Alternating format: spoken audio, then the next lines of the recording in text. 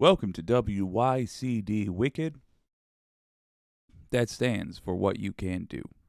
It's your old pal Jake, and this is a week of high highs and low lows. Man. We got Tennessee members of the state house ejected for no damn reason. No, I take that back. They were ejected because they were trying to do something to save children and for daring to try to protect children from school shootings. They were ejected by Republicans. From time to time, we have Republicans poke into this stream. If you want to know what exactly my beef is with the Republican Party, this is it. And if you can look at this and still support Republicans, you should feel bad. You should be ashamed. You support a shameful party. You should be ashamed of yourself. We also have Republican-appointed Justice Clarence Thomas taking bribes. Millions and millions of dollars in bribes from a right-wing nut job. Again, if you still vote Republican, if you still even consider voting Republican, you should be ashamed. Because this has always been the case. What's happening in Tennessee was always their stated fascist intention. What's happening with Clarence Thomas is no different than the bribes we've seen Republicans giving and taking throughout their existence. We are only getting more and more blatant examples of this. But if you support this, if you have supported this historically and you continue to support it now when what they are doing is obvious, you should feel ashamed. And then finally, going back to our high highs to counteract these low lows. My God, network media is catching up to the rest of us in terms of the general sentiment towards whether or not Republicans should also be subject to the law. One would have thought we would have all started on the same page there, but no. Just now, rich people are catching up. So, neato. We're going to go into all of that. How y'all doing today? I hope you're doing well. If you haven't already liked the stream, let me tell you, I feel like you could hit the like button confidently knowing you won't be a liar, because it's going to be a good one. Let's jump directly into it.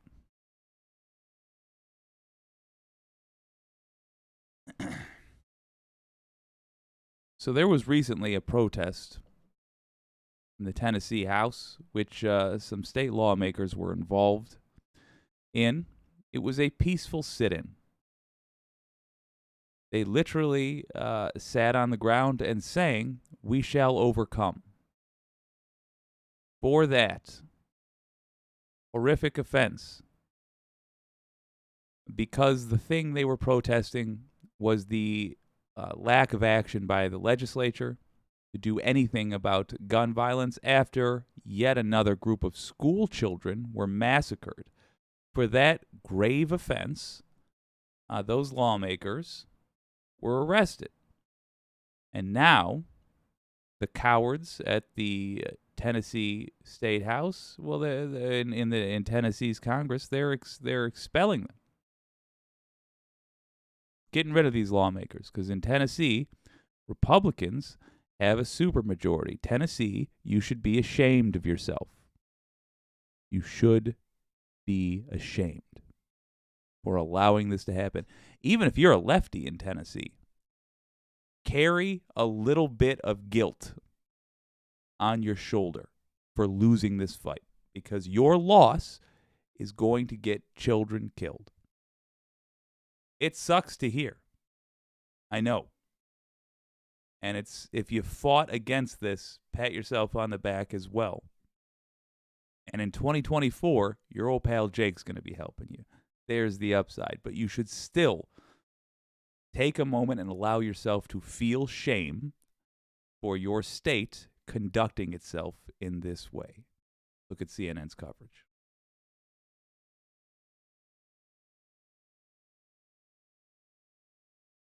Well, that isn't it. Try it again.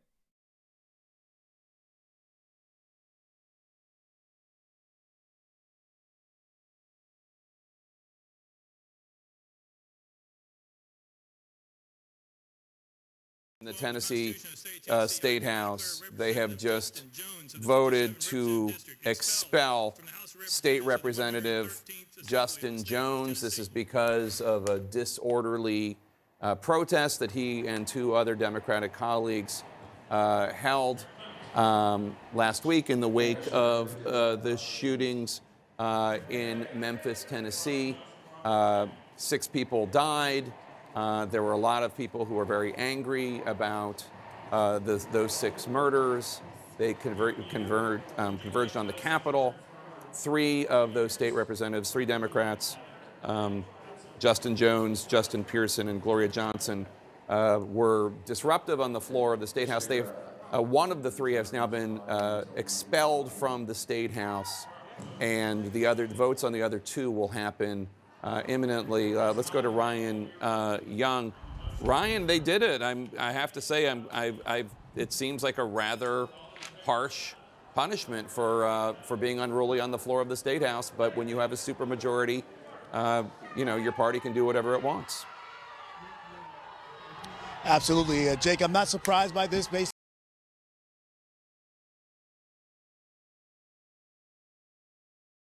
Hold on. I do want to be absolutely clear about what they're talking about. Unruly on the floor of the State House. That's referring to a protest over the legislature's lack of action around gun violence, specifically doing nothing while school children are massacred. This is the world we live in right now. This is the America we have, and we have allowed to exist. The whole country should feel ashamed. It's hard for me to come up here, get on camera, and say into a microphone, I am an American, because I bear some responsibility for this as well. We all do if we are from the United States. If you're not from the United States, I'm sorry, but this is us. We are this low. If you ever admired the United States, I'm sorry.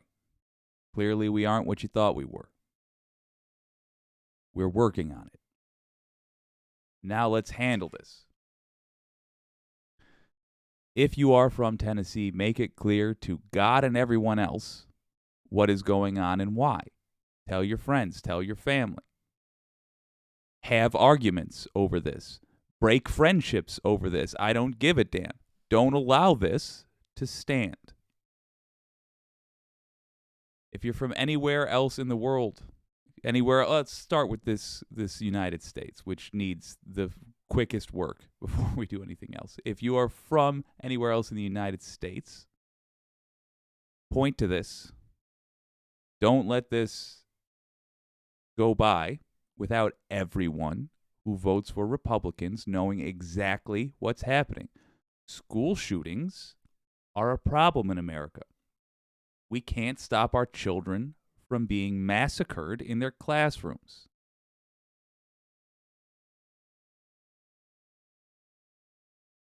If you're a Democrat, then as a sacrifice to being polite to Republicans, I mean, if you're a traditional old school Democrat, as a sacrifice necessary to be polite to Republicans, we allow school children to die. So you do bear that responsibility. If you are a Republican, you are supporting the side that promotes the death of school children and actively fights and even corrupts our system of democracy in order to ensure that school children will keep being murdered. That's what you support. I recommend you just bow out from ever voting ever again. If you're a Republican who voted as late as 2020 for Republicans, just don't vote. You can't be trusted. There should be no law that prevents you from voting. Just your own shame and your knowledge that you don't know enough about the world to vote responsibly. And you should politely bow out from the democratic process because your opinion isn't worth being part of the conversation. And you should acknowledge that. Do the one responsible thing in your goddamn life and not participate. Let your betters decide what should happen, in other words. Because your betters are people that give a damn about children. The rest of us, what we can do is shine a light on this and show it to everyone who is physically able to see and listen. I don't care if they feel like having the conversation. Let's keep it going. Let's see what these baby murderers did. Upon what Democrats have been telling us all day long, they believe this vote would happen. In fact, we've learned there are plans for all three members to walk outside and do a news conference after they're expelled. We do believe Justin Jones will also be escorted from inside the chambers after this procedure happens. There's hope that he's allowed to go to his office to clear it out himself, but there's also a belief that he may be walked directly out and not even get a chance to pack up his own items. This is shocking to so many people because obviously the focus now, especially a lot of the media focus, is on this going on and not the 6 lives that were lost just last week, and even the heroic officers who went in to neutralize the threat. So now you can hear those protesters screaming in the background. Yeah, I'm real sick of the media trying to get credit for being, I don't know, super just by taking shots at the media. I'm sick of that. Yeah, there's fair critiques to be made of the media. This guy pausing this conversation to talk about how the media is covering this and they weren't covering the deaths of school children earlier. First of all, yes, they were.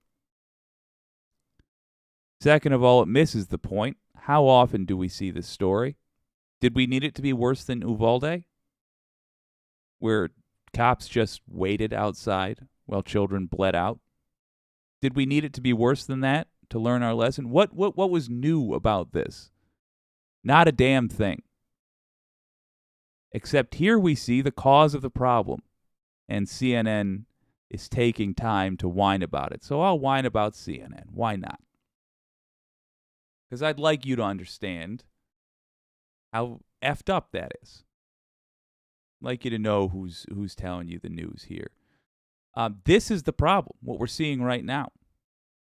Republicans are playing games.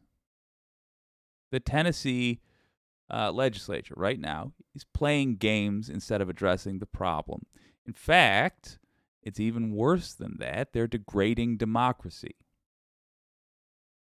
because of one member's completely fair, totally understandable, in fact, commendable use of free speech. Because of that, for sitting on the ground and singing a song in a classic protest that is badly needed, that every one of our leaders should do. Everyone should do. In fact, write your leader. Let's start this. I have a what you can do. I'm changing it. Write your leader and say you want them to protest in the exact same way these three did. Let's have this in every state house around the country. Every single one. Problem is the Republicans doing everything in their power to ensure that children keep dying. That's the problem. This report and others like it is focusing on the cause of the problem. And any smarmy prick that tries to say, oh, you want to show this, but not the story about the school children dying, has no understanding of what is going on. And you shouldn't ignore them necessarily, but you should be aware that they have no understanding of what is going on, of what any of the context of this is. And they're just wasting their breath. So I guess use their camera feed and ignore their dumbasses. Thought this would happen. We're also told more people might be swelling into the area because they want to participate in the rally that's going to be held here after all these proceedings are done. But Jake, this is quite a shock when you think about the fact that no one has ever been expelled for a procedural matter. This comes down to decorum, and the decorum wasn't followed, giving the Republicans a chance to pull this off.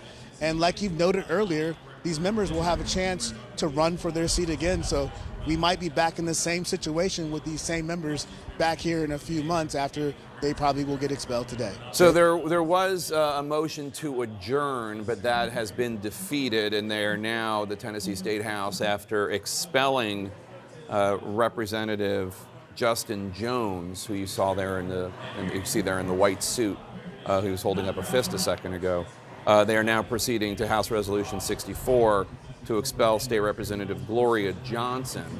There you see a State Representative, ex-State Representative Jones speaking to reporters there.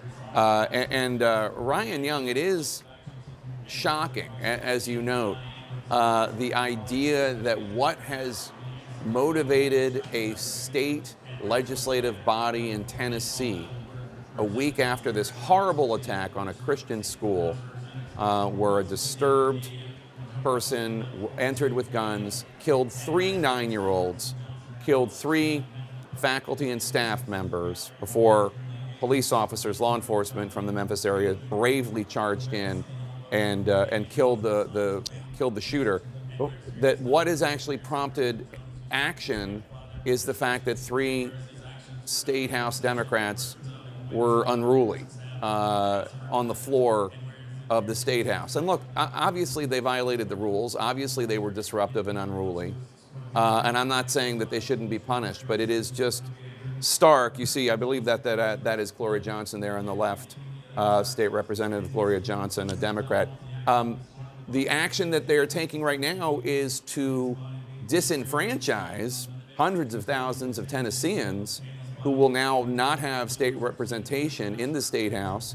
That's a former State Representative Jones embracing with soon-to-be former State Representative Gloria Johnson on the floor of the Tennessee State House in Nashville. What is motivating the legislators is this act of civil disobedience, this act of violating legislative decorum, and not the murders of these 3 individuals, 3 students, 9-year-olds at a Christian school in Memphis, or the 3 faculty members, 6 individuals murdered. That is not prompting the state legislature to act. It is these state representatives, these 3 Democrats being rude. Finally well put by Anderson Cooper. Yeah, it was a little bit of rudeness. The freaking cowards. Just to recap, children are dying. These people actually tried to do something about it. And Tennessee, the rest of your representatives are so committed to letting children be murdered that they got embarrassed and chose to expel these people. That's pathetic. That's a pathetic state you got there. It's a real low place for your state to be, and you should be utterly ashamed.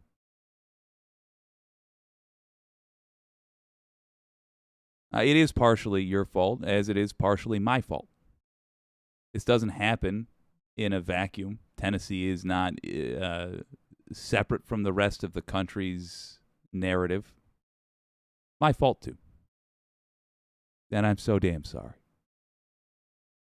It's all of us if you live in the U.S. And again, if you live outside the U.S. and you're watching this program, we're working on it. I'm sorry. So what are we going to do? You want to get yourself together, for God's sake. What do? We do not let this exist in isolation. If it is partially our fault. If you live in Tennessee and this is partially your fault, if you live in the United States and this is partially your fault, take responsibility. Number one, write that man and his colleagues. The VOD will have a link to all of their contact pages. Write them with a message of support. They need it right now. They do. Number two, write your representative. Let's insist that our representatives do some damn work and do some ugly work. They're getting nice paychecks, by the way. For these jobs, they're real nice paychecks. So write yours at the state level as well as the national level. I'll give you a link to all of your representatives. Write them all. You're going to have to write one message, copy it, and then paste it about 4 or 5 times. Write them and tell them that you want them to protest in the exact same way that these lawmakers did. I'm going to do a follow-up video. I do the live stream version. I'm starting to think that it might be better to do somewhat more detailed follow-up videos. And this is important enough that it's making me sort of solidify that line of thought. Let it keep going. I want to watch every inch of this. We should. There is something healthy about allowing yourself to fully feel the shame in a shameful moment. Allowing yourself to face it and stare at the ugliness, and then resolving to do something about it. So let's continue, because we've earned this. Here is a good man being kicked out of his job for trying to do a good thing. I mean, that is unusual. I would think that, and I'm not talking about gun control, but I would think there would be some action taken to try to figure out how to protect the students and faculty. Yeah, first things first, Jake, when you think about it, Jones is sharp-tongued, so there's a lot of people that he's tussled with within the State House who I think are sort of happy the fact that they get a chance to take away his seat. We saw today how he was able to defend himself so very well as he was talking back and forth with lawmakers. But a lot of people believe before we even got here today that this was a done deal, that he was going to be gone at the least. And so many people have been trying to change things. But here's the thing, we've been talking to teachers all day long who spent their entire time to come down here, imploring lawmakers, hopefully, to change their mind on this one and maybe focus more on gun legislation. I talked to a Republican woman off camera who said she didn't want to go on camera, but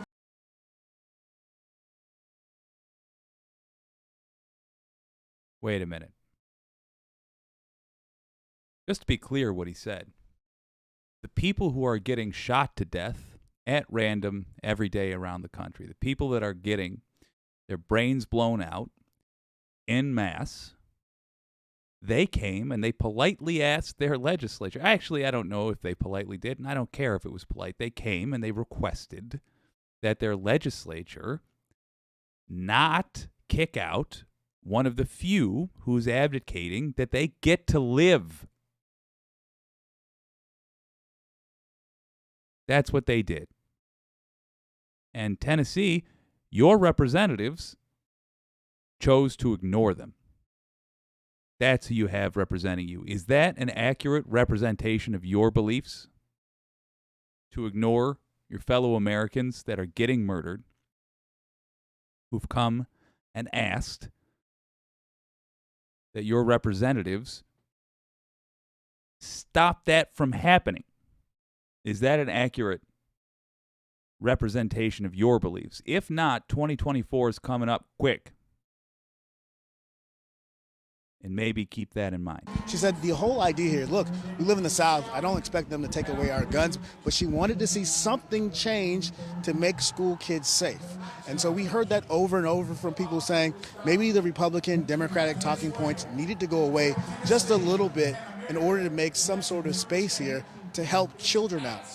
We had teachers crying on air with us today, begging for change because they don't know what to tell their students, because they say their own students expect for something to happen.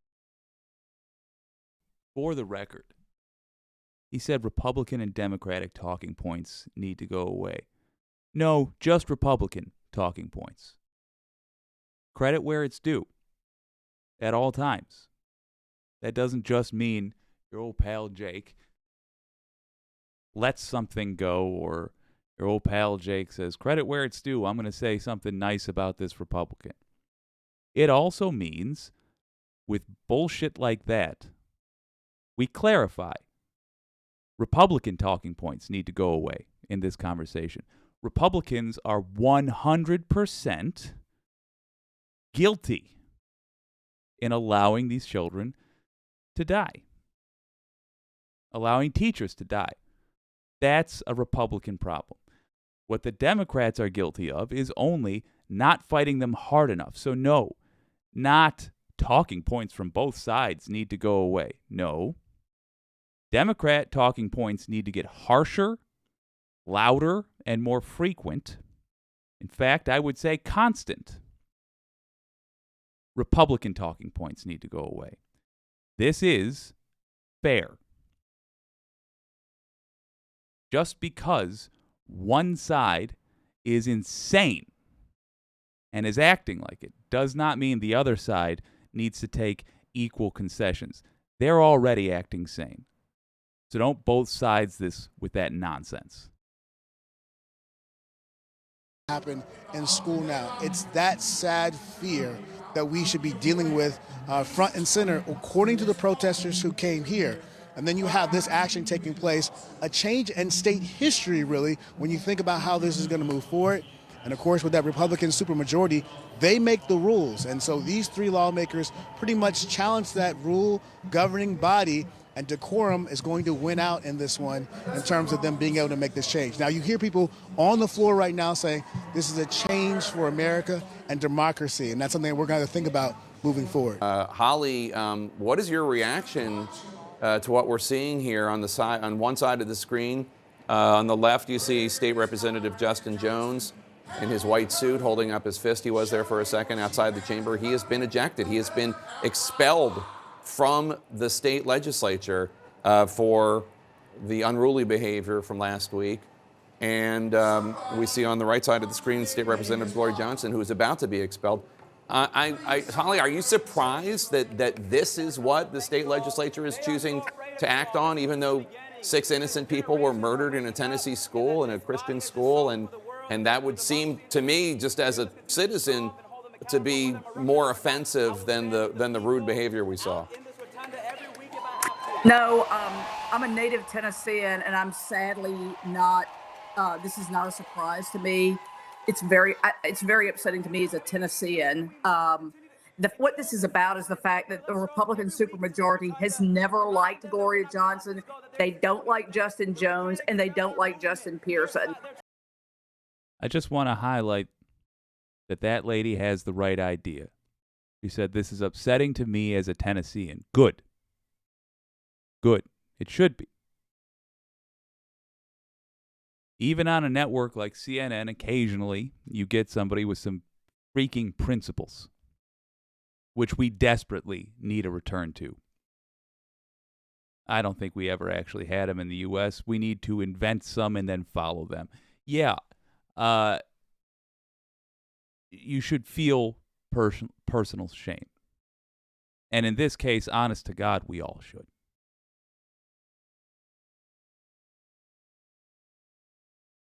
Remember, and we're going to talk about this in detail in 2 minutes and 23 seconds. Remember, one of the reasons Republicans act like this is to make a dark parallel to other things that have happened in politics so that the people that normally vote for them can say it's all just performance. So remember, Marjorie Taylor Greene was kicked off committees, for example, for acting like a GD traitor. We need to make this not look the same on the surface.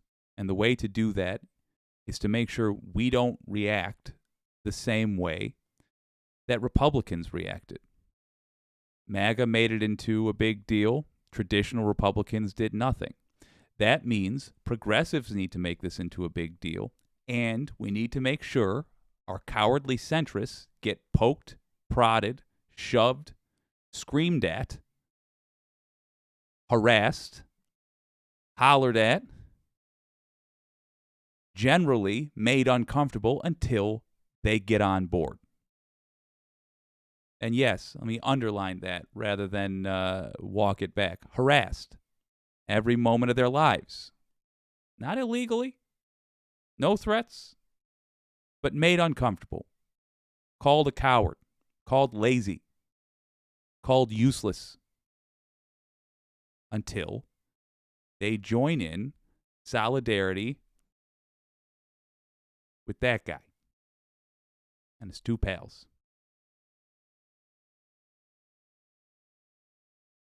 We need to make this into a big event. We're going to come back to this again and again and again. We need to make this into a big event. This is what 2024 is going to be all about. We need to make the difference clear. On school shootings, Republicans are on the side of the killers, and Democrats are on the side of the children. And this has given them an opportunity to take some action and to take revenge on them for speaking up. Let's listen. Tennessee's got some of the laxest gun laws. Yeah, let's just listen into State Representative Jones, or former State Representative Jones. Let's listen to him.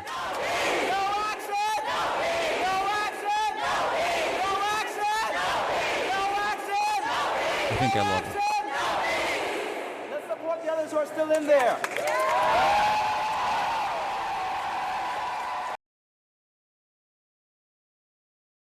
That is a leader, ladies and gentlemen. Tennessee, I hope you'll have him back in 24. And this does not seem like America. To expel voices of opposition and dissent is a signal of authoritarianism, and it is very dangerous. And I hope that as a nation watches, that we put this light on Tennessee to say that this should sound the alarm across the nation that we're entering into very dangerous territory. You have two of your colleagues in there who are still going to face questions today. What would you say to them, your other two members of the Tennessee Three? I mean, we're in this together. The three of us, the Tennessee Three, we stand together. So I'm going to the balcony to go support them. I can't be on the House floor right now, so I'm going to go to the gathering and stay for the hearing because we are in this together. And it's so important that we represent. We're multiracial, intergenerational. We represent Memphis, Nashville, Knoxville. We stand united, and the people across the nation are paying attention to what's happening because this is not the end. But what they did was signal that if we don't act, we will lose our democracy. Today was a signal that we have lost democracy in Tennessee and that we are on the path toward authoritarianism, to be quite honest. Will you run again? I have no idea, what are my next steps in terms of responding to this extreme measure, but I will continue to show up with the people and continue to demand action on common sense gun laws, because what we were saying was let us pass an assault weapons ban, let's take action, and they responded by assaulting democracy. So thank you all so much. Thank you, Representative Jones. I don't have any next steps, but I will continue to show up in this Capitol with these young people, whether I'm in that chamber or outside. And so we don't know what's next. I'm going to consult my legal team because I believe that what they did was unconstitutional. I believe that it violated, many of our rights. And so it silenced, more importantly than just me, my district. 78,000 people have lost their vote and their voice because of the extreme actions of this body. And so I'll continue to show up, and we must continue to hold them accountable.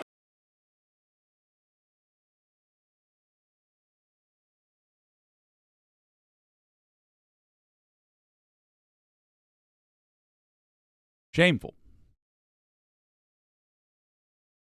Absolutely shameful. I know one of our folks is a Tennessean, and I am just so sorry. I think that's is that wireless mic? It is wireless mic. I'm sorry this happened, sir. Good news. Hopefully, the rest of the Wicked community is going to help you out by contacting their representatives. Mike, the one thing you can do, you've done. Put good people in your state's legislative bodies. Keep doing it. Tell your friends and family about this and about why it happened. Make sure other Tennessee voters know and own the fact that if they dare vote red in 2024, they're voting for children to die. That's what they're doing. Make sure they know that, because that is reality. The rest of us, link in the description. Refresh the page if you don't see it.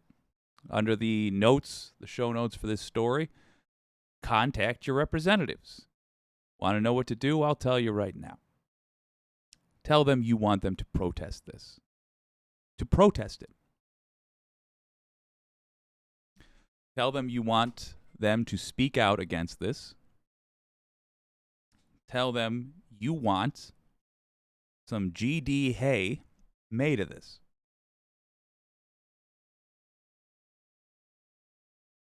We are going to show the world now, including ourselves, if this is who we are. And it becomes who we are as opposed to an unfortunate occurrence in bad times. It becomes just who we are if we accept it. Don't accept it.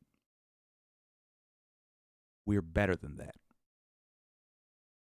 Contact your representatives. Link in the description. Let's read some comments. Granny P, how is this even legal? What about the citizens that elected them? Yeah, I think you should be able to expel a member of any body under the right conditions.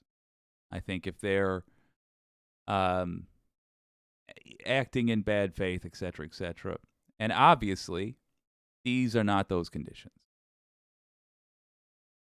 This is corruption. Corruption is essentially, I think it's the perfect word for this, but maybe I'm wrong. Leon Chevalier says, from the UK, this nonsense is like watching aliens landing. Yeah, man. Yeah, I'm so sorry. I'll say this. Here's something you can do if you're from outside of America and you want to help us out. And by the way, we appreciate the help quite a bit. I talk to other Americans, and they are frequently about this specifically, and they are always shocked by the reality when I tell them that on the world stage, Democrats are center-right. I have 5 sisters, so I'm not outing anybody here. One of my sisters, who is they follow the news. They're a pretty informed person. Their jaw dropped when I said that Democrats are center-right. Because in their mind, Democrats are the lefties, right? The hippies. So here's something you can do. Make sure when you pop into the comments on a probably American-leaning video, you bring this stuff up. Bring up the fact that Democrats are center-right. And in fact, the U.S. is a right-wing authoritarian-leaning country. Make them aware of that. Make us aware of the fact that you don't experience school massacres like this. That if somebody came into an English school with an assault rifle and shot up a room full of kids, that would be a national tragedy that was taken seriously, and that only America chooses to let this keep happening. Tell us what we are in the comments section around the internet. It will have a bigger effect than you may realize. Patrick Thibodeau, they expelled the other Justin too. They spared the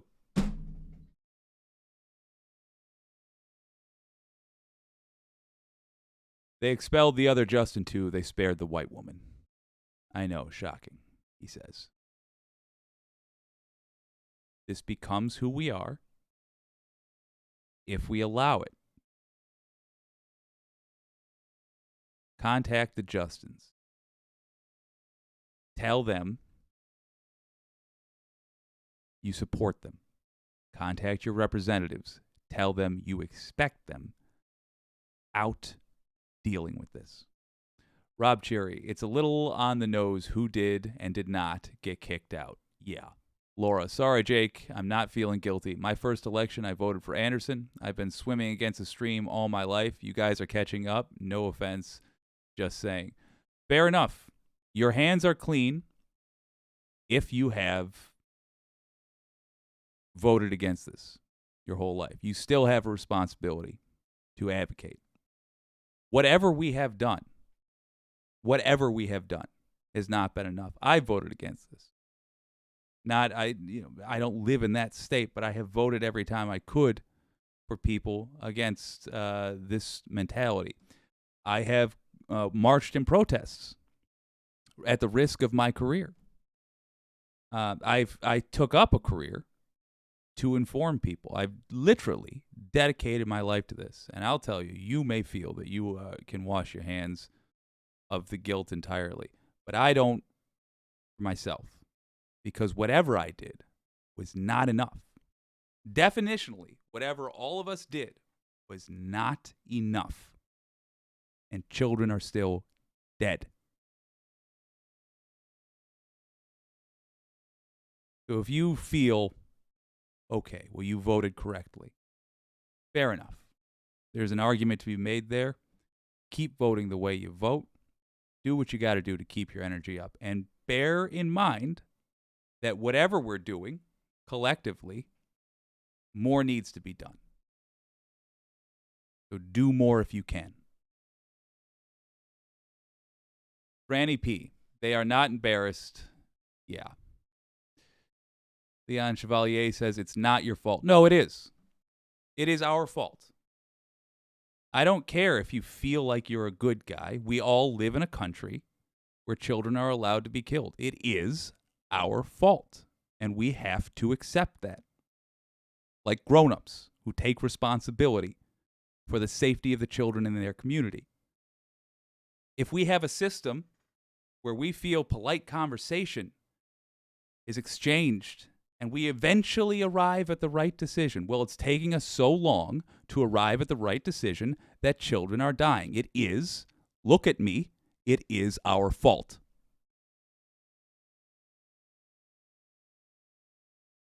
Exist in this moment for just a second. It is our fault. Hey, dorks, happy Thursday, says Mark L. Madison. Well, hey there, Mark. Sorry I read that in a low moment. Wicked Foxy Dragon. How can they take out someone the people voted in? Them's the rules. Mark L. Madison says, the precedent this sets, that's it. Allowable. It's going to have massive implications for any duly elected Democratic leader until they get bored and stop doing it so publicly. Yeah. Yep. That's it. Exactly. Look, good news is we don't have to do all the hard work. Theoretically, you've elected people who you can send out to go do the hard work for you. That's why they get those nice paychecks. I'm not saying we have to whip ourselves. I'm just saying we got to write an email. That's all. To the people who we employ to do this shit. Laura, advocating. That's why I'm here. Wicked is the way. Oh, thank you so much, Laura. Yes. Yeah, advocating. Advocate to your representative. You don't even have to go out and protest. Tell your representative to go out and protest. You can stay home. All of us can stay home and enjoy a nice bowl of soup. We just have to say, hey, person who draws a $100,000 plus paycheck from my taxes, get your butt out there and deal with this. Oh, mercy me. Well, let's have a look at some fantastic reporting. I need a palate cleanser. And if you want to know why, for example, the Second Amendment, which guarantees in this country the right to a well-regulated militia, a.k.a. a military force. You want to know why that's interpreted to mean that a psychopath can walk around town with a weapon of war, terrifying everybody, and there's not a damn thing police can do about it? Well, the Supreme Court has a whole lot to do with that and corruption therein. The corruption in this new era of people being interested in politics, and it's a good era, that's being exposed. And by the way, a lot of this ugliness that we're seeing so close right now is only because, it existed before, and we're just now paying attention to it. So we're going to see more ugliness like this. Just prepare yourself. We're going to see a lot more as these shallow graves are dug up and we look at the crimes that we've been allowing to happen. But in this new era of interest, people are looking closer. Some local reporting reflected and boosted by Midas Touch that I really want to highlight to you guys. And I know we do Midas Touch nearly every day. I'm probably going to take a Midas break in a moment, but this one was too good to let go. Hopefully you'll consider Midas Touch as well. Here we go.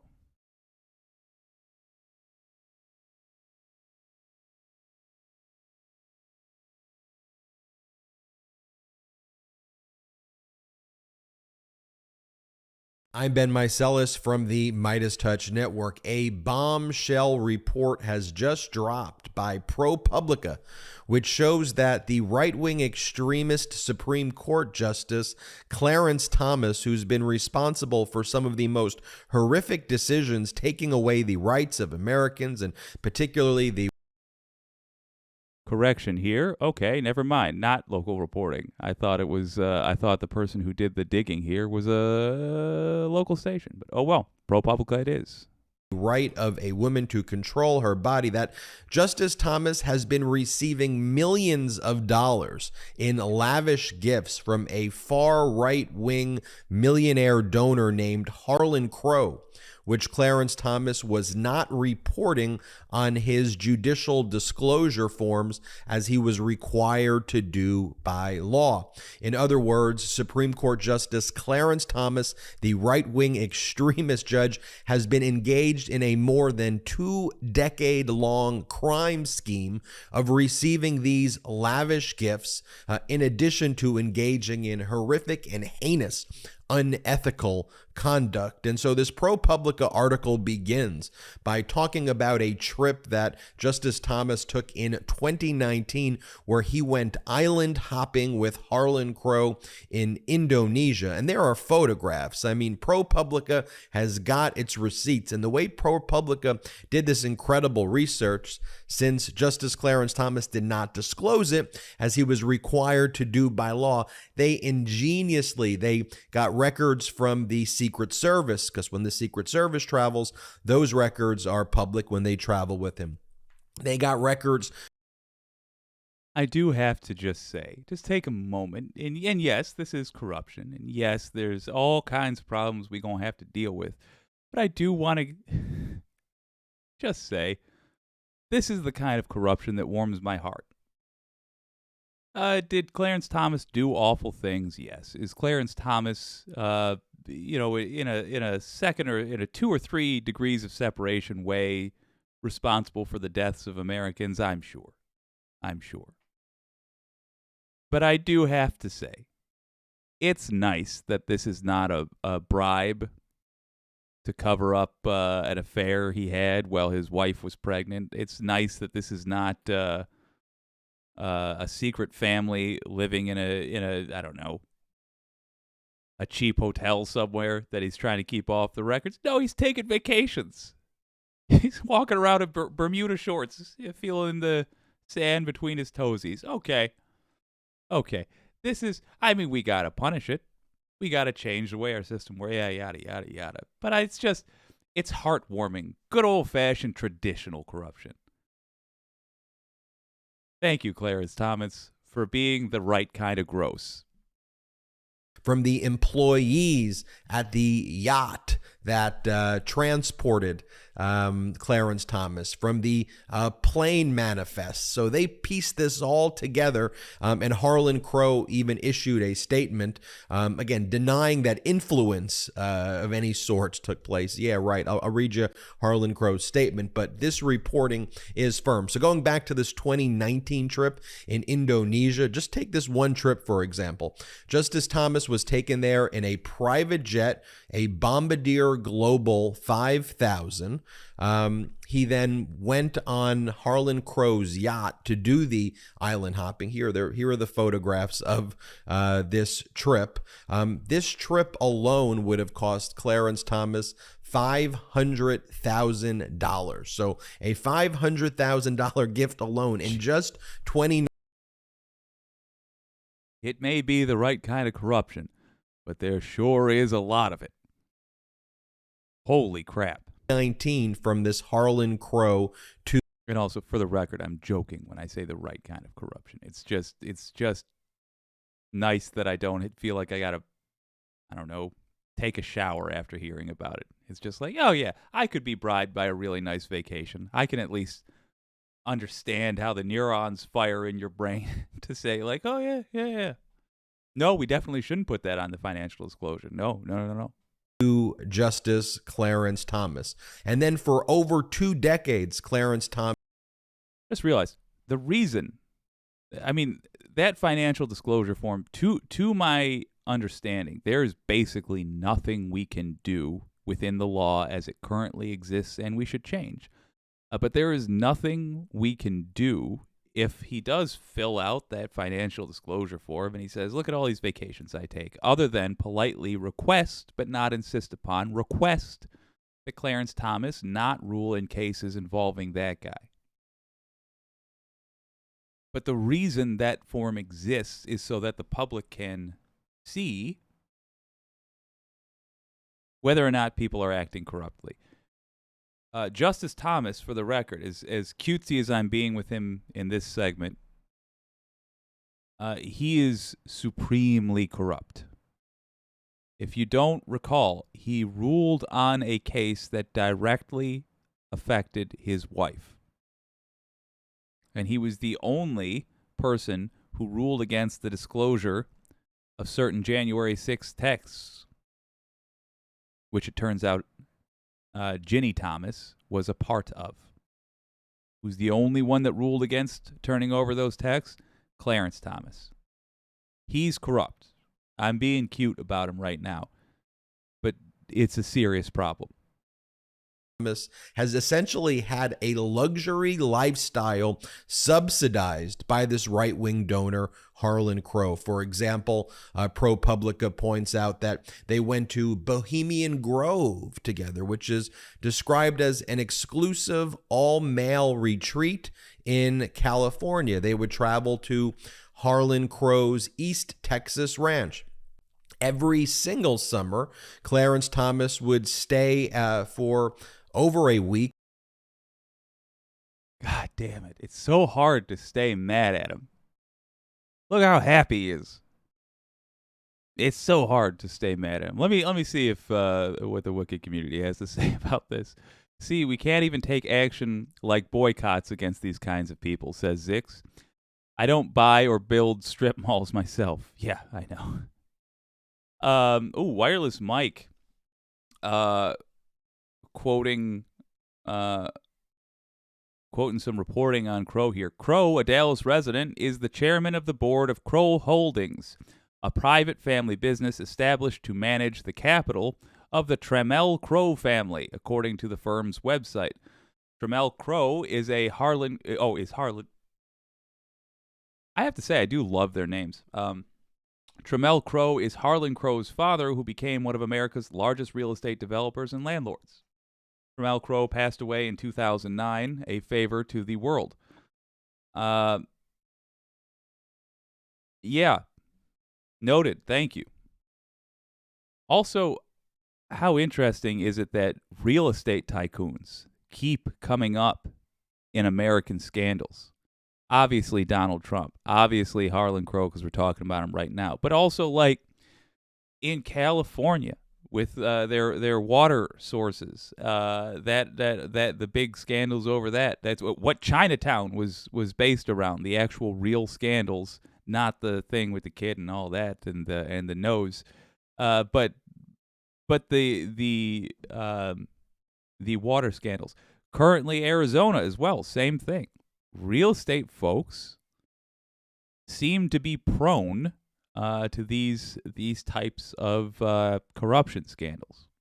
I don't know if that's just coincidence or what, but it's interesting. Anyway, let's keep hearing this, because believe it or not, it does get worse.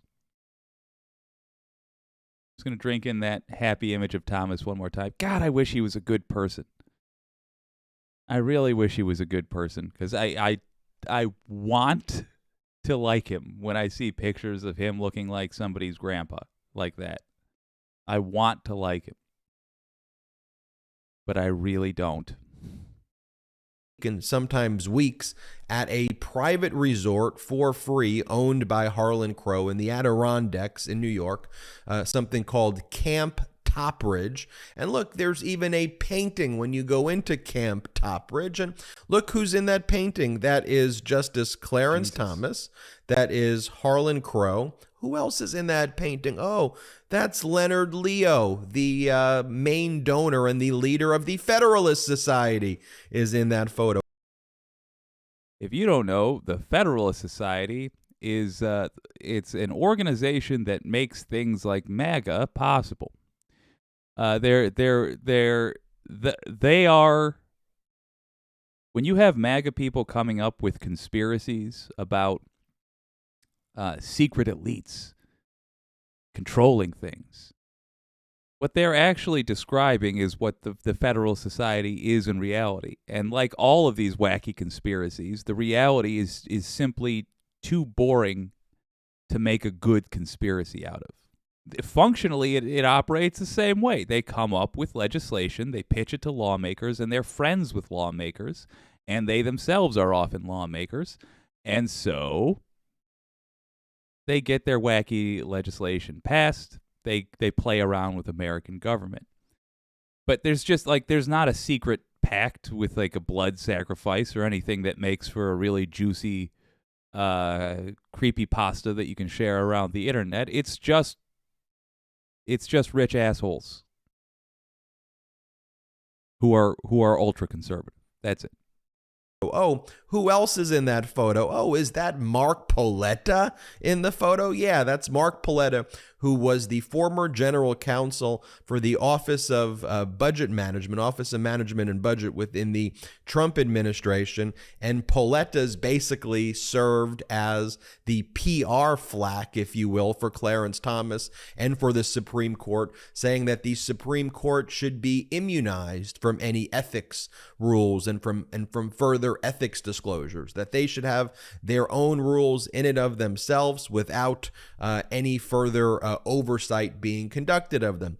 How ironic that Paoletta is in that photo. Folks, the corruption here runs deep.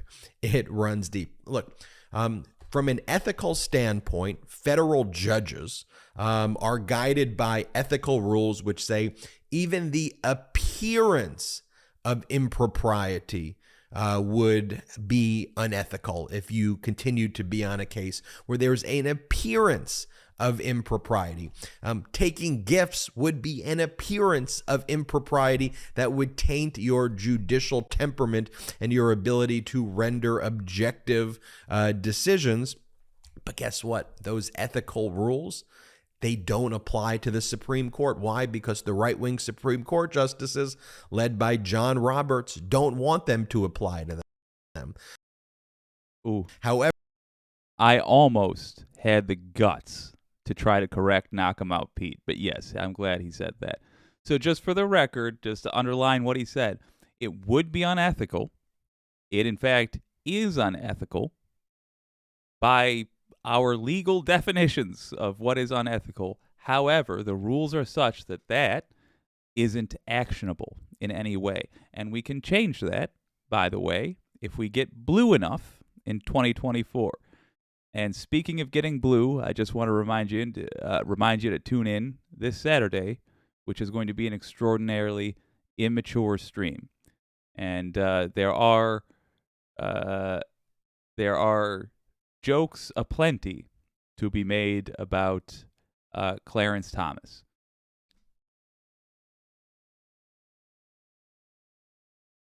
None of them are probably what you think. It's just a funny thing with the name Ginny that I found we can do. Anyway, if you watch the Venture Brothers, I steal clips from the Venture Brothers. Anyway, I am desperate to I just want to take a time machine to November of 2024. Problem is, we can't, it's not as simple as waiting for that. Because unfortunately, we have a lot of work to do to get us the right November 2024. But let me tell you, the task is very doable.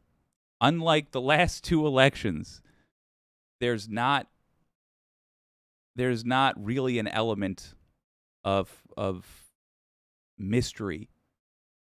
By now, we know enough about what's going on to know exactly what we have to do and to know ahead of time whether or not we will have done it successfully. And if we do it, then on November of 2024, I cannot wait for the stream where we are watching Fox and we are watching the reactions from right-wingers around the country and we're watching eyes widen and jaws drop as they realize the storm that they are going to endure and be, in fact, drowned by. The comeuppance that is coming their way, if we are successful, if we do our jobs, is going to be glorious. Let's let Knock 'em Out Pete keep going. However, there is still criminal law that would apply, and you can't make false statements on federal disclosure. So let's pull up the disclosure, for example. So here's a disclosure in 2017 when Justice Thomas would have received lots of gifts from this right-wing donor, Harlan Crow. If you go to the gifts section, you'll see, oh, look, there's no gifts report. And that's the same thing that you will basically see each and every year, that Justice Thomas did not disclose any of these gifts. And we're talking about millions and millions of dollars. Like I showed you, in 2019 alone, 500,000 on that one trip. And then there's plane records and Secret Service records, which indicate that this Bombardier 5000, this private jet by Harlan Crow, would just like pick Justice Thomas up for day trips. They'd pick him up at Dulles Airport and they'd bring him even for short trips. Like there was one instance that the article mentions, there was a trip to New Haven, Connecticut, a 3-hour trip. I mean, he could have just taken public transportation. He could have taken a train there like most people do. No, but he took a private jet. That trip alone, using that jet from publicly available data, just that one trip, was a gift of $70,000 that Justice Thomas did not disclose. And he would regularly take that trip. He'd regularly take those gifts to go on trips. So, he wanted to be there for the swearing-in ceremony of one of those Trump judges when Trump was in office. Call up Harlan Crow, take that Bombardier 5000, and you would see the patterns of the flight patterns. Go to Dulles. It would go to, Dallas, for example, for a swearing-in ceremony, and then it would go back to Dulles, essentially in the same day. And folks, we're talking about $70,000, $100,000 for each of these private jet trips. So, and the article describes how Justice Thomas has always tried to, I'm just a humble guy. I'm just very, very humble. For the record, what he always tries to do, I totally fall for. I mean, I don't actually believe what he's saying when he's like, I'm a humble guy, yada, yada, yada. I want to believe it so much that I feel myself sympathizing. Can't do that, though, because we have an opportunity. As we said earlier, there's nothing we can do about the ethics violations. But here's a fun little fact. There's plenty we can do about the failure to self-report the ethics violations. We have such weak controls over our justices that it's almost as though we have no controls over them. But the funny thing is, we've let them get away with murder for so long that even those weak controls that we have, Thomas has found a way to violate. And there is indeed something we can do. And by the way, it might boot Justice Thomas TF out of the Supreme Court, which would give Biden a chance to put a justice on it. And we're going to get a right-winger if he does, God help us. But they won't be a maniac, and that is an improvement.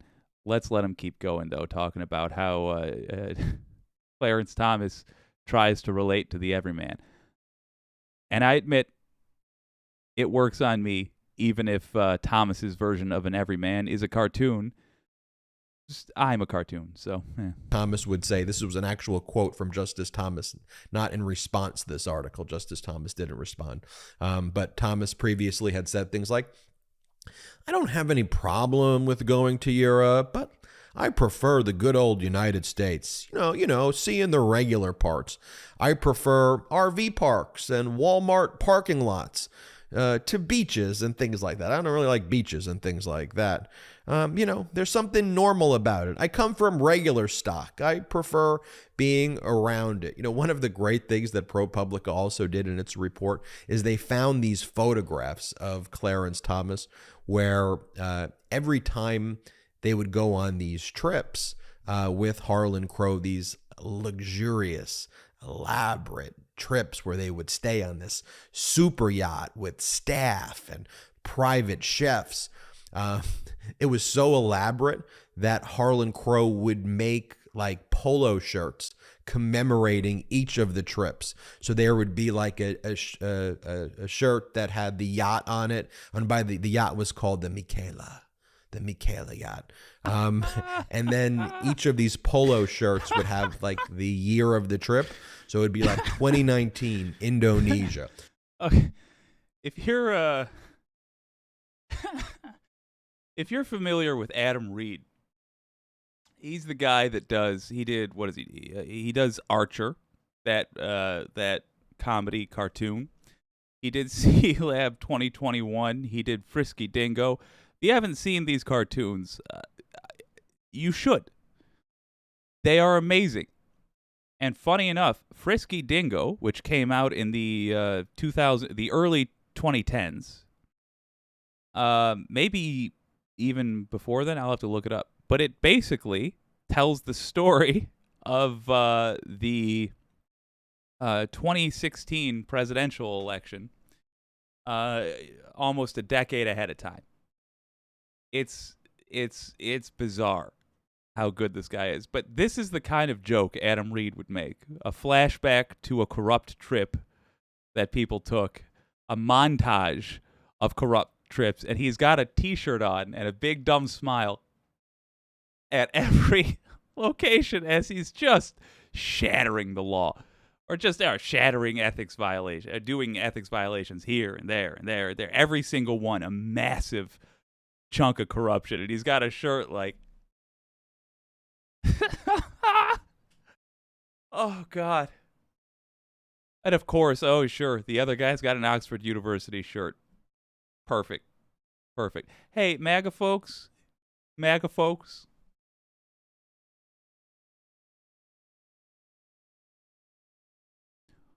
When you talk about the elites not taking us seriously, not giving a damn about us, mocking us, let me tell you, I'm somebody who genuinely does feel more comfortable in a Walmart parking lot than on a European vacation. I say this having gone on 2 European vacations in my life, only one of which I had to pay for out of my own pocket because I mooched. So I at least can sympathize that much. And in both European vacations, basically all I did was argue with waiters. So you're talking to someone who you were targeting, is my point. Justice Thomas. And I don't see you there. I don't see somebody who hangs out with, who's got special embroidered shirts from their vacations, every vacation. I don't see those folks there. I don't see folks with Oxford University shirts there, largely speaking. It's just right-wingers, MAGA folks. The people you suspected were there, and the things you suspected they were doing. You're just slightly off. That's the maddening thing. You're just a little bit off. It is one of the major parties. Okay, fine. It's both of the major parties, but it's mostly your guys.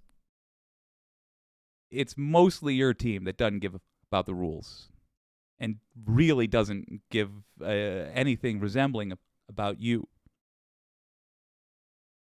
But otherwise, and yeah, there's no blood magic or whatever. But otherwise, I mean, you got it. Yes, group of elites stealing from the American people for their own benefit. You're so close. You're so close. Just be willing to admit that your targeting MAGA folks was slightly off. And suddenly you'll actually be able to have your storm, your big day where you go get them all. It's just that much like your targeting was slightly off, your solution was also slightly off.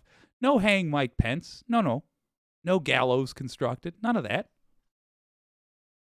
I propose to you, MAGA folks, that we do something much more devastating, which is subject them to the same system we have had to answer to that they haven't before. And that system is the criminal justice system. We also take away their privileges and watch these big babies suffer because they are unable to exist in the world we exist in, the real world. They can't deal with it. They don't have the life skills. They don't have the business skills. They don't have the ability to exist under the rules we have to live under. So if we put in rules that say you got to act like us or you suffer the same consequences we would if we did this kind of stuff, you will find a delicious satisfaction in watching them melt like butter on a pan under the pressure of being treated like regular folks. Turn it over. Give it some thought. You may enjoy how wonderfully that plays out. 2007, the Greek islands. And he wear those shirts out and about. And so ProPublica, here, pull up this one. I think this one is the Greek islands from 2007. So ProPublica was able to find the different shirts that he was wearing, where you can see the yacht on the shirt if you zoom in, and you see all of the trips that he went on there. Yeah, and they got the photographic proof, like we showed you. Here are the photos from Indonesia. You have the painting at Top Ridge, the exclusive camp in the Adirondacks, where every summer Clarence Thomas would be at, and so much more. Let me read you though right now. This is the statement by Harlan Crow. Harlan Crow says, in response to this article, my wife Kathy and I, we've been friends with Justice Thomas and his wife Ginny since 1996. We're very dear friends. The hospitality we have extended to the Thomases over the years is no different from the hospitality we have extended to our many other dear friends. We have been most fortunate to have a great life of many friends and financial success, and we have always placed a priority on spending time with our family and friends. Let's just take that as the most innocent version. Let's pretend like their other dear friends are not also powerful people that they expect favors in return for. Let's just take the most innocent version of that and translate it.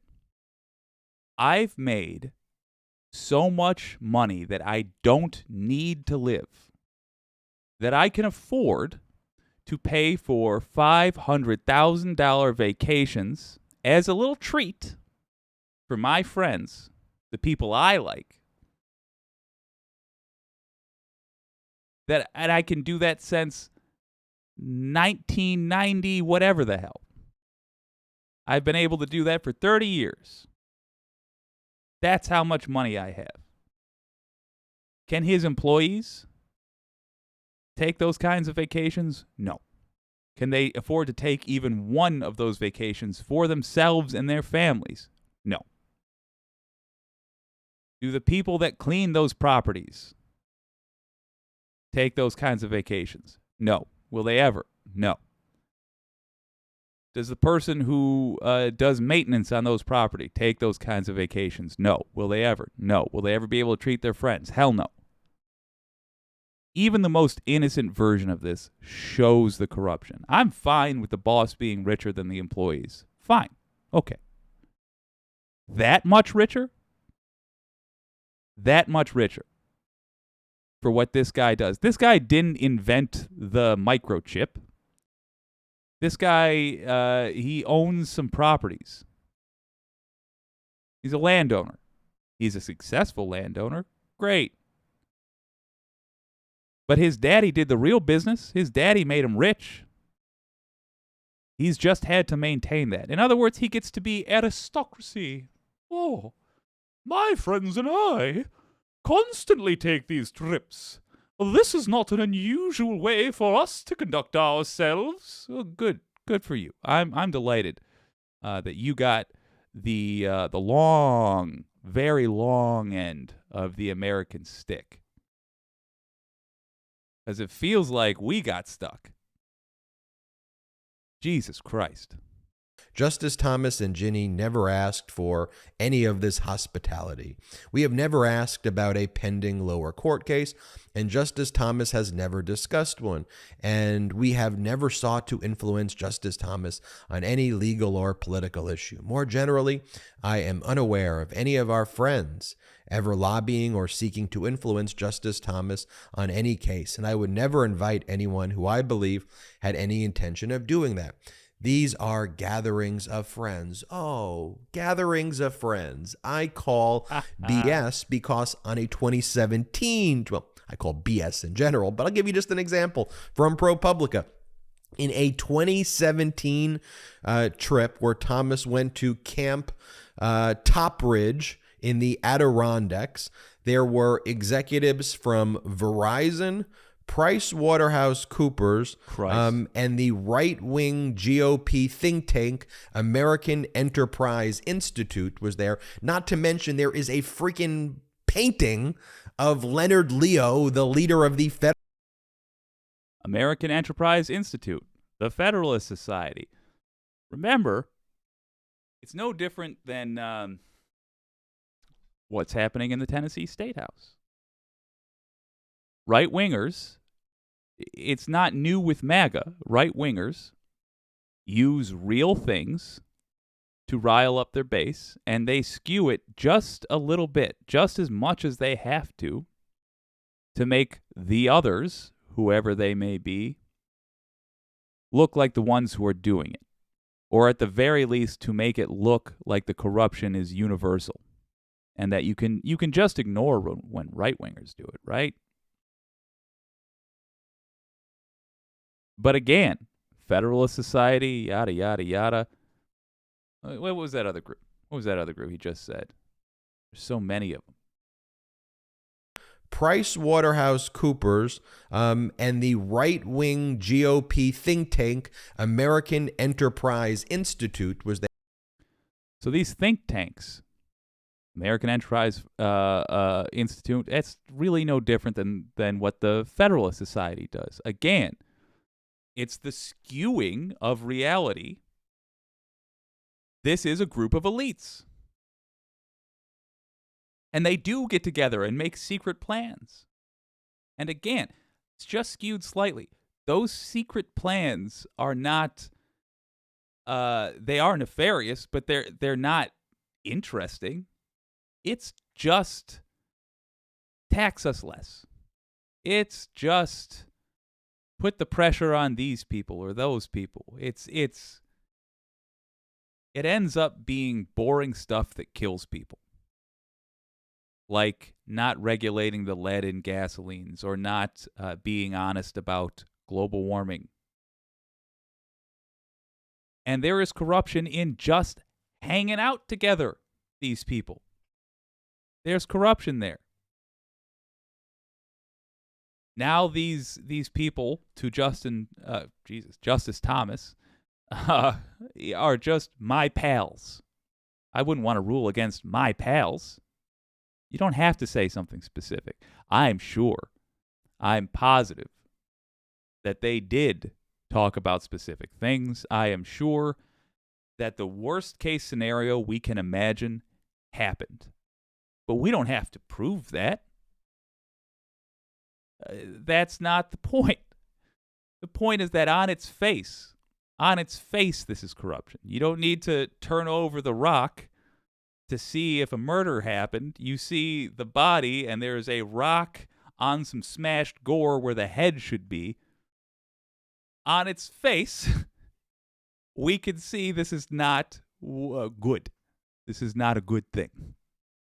Good God. Not to mention, there is a freaking painting of Leonard Leo, the leader of the Federalist Society, and Mark Paoletta, who is trying to insulate the Supreme Court from making further ethical disclosures and financial disclosures. There's a painting of them on the wall when you go into Camp Topridge. So completely and utterly insane. And none of that was disclosed. And you may remember some of our other reporting here on the Midas Touch Network. Do you remember there was a Supreme Court whistleblower named Reverend Rob Schenck, and for over 2 decades he ran what's called Faith and Action, which was a very far right-wing group that was, anti-abortion, criminalizing a woman's right to control her body, and pushed the Supreme Court, one of the major groups pushing the Supreme Court to overturn Roe v. Wade. Well, Reverend Rob Schenck became a whistleblower and basically felt bad that he had done what he did. And so he spoke before the Judiciary Committee before the right-wing Republicans started holding their hearings. This was when the Democrats were fully in control. Before the right-wing Republicans started holding hearings on Hunter Biden's nude photographs on his laptops. Do you remember what Reverend Rob Schenck said? I'll show you just a brief portion of the report we did on Reverend Rob Schenck from Faith in Action, talking about how he would influence Supreme Court justices like Justice Alito, for example, to make decisions that would be favorable to right-wing causes, and then how he says that even some of the very wealthy donors would get first looks, would get insights into what the rulings were going to be before they took place. Here, play this clip of the testimony of Reverend Rob Shank. Play it. Higher court involved my recruitment of wealthy donors as stealth missionaries who befriended justices that shared our conservative social and religious sensibilities. In this way, I aimed to show these justices that Americans supported them and thanked God for their presence on the court and the opinions they rendered. Our overarching goals were to gain insights into the conservative justices' thinking and to shore up their resolve to render solid, unapologetic opinions, particularly against abortion. I called this our ministry of emboldenment. So there you have it, folks. Let me be very clear. The lawlessness of Justice Clarence Thomas knows no bounds, okay? And I don't want to sugarcoat this. You know, here at the Midas Touch Network, we say it like it is, right? There is no BS. You know, we're not just trying to sugarcoat things. Justice Clarence Thomas is a criminal. He's a criminal. He had a legal obligation to disclose these gifts. By law, he had to disclose them. You see the forms. You can't lie on federal forms. He did not disclose them. That means he is a criminal. Not merely unethical, very unethical person, but a criminal. And I want to thank ProPublica for their incredible, incredible reporting here. I'm Ben Meiselas from the Midas Touch Network. Hit subscribe. We're on our way to 1.5 million subscribers thanks to your support. So please hit subscribe. Also, check us out at patreon.com. And we are on the road to 10,000. We are at 2,317 subscribers.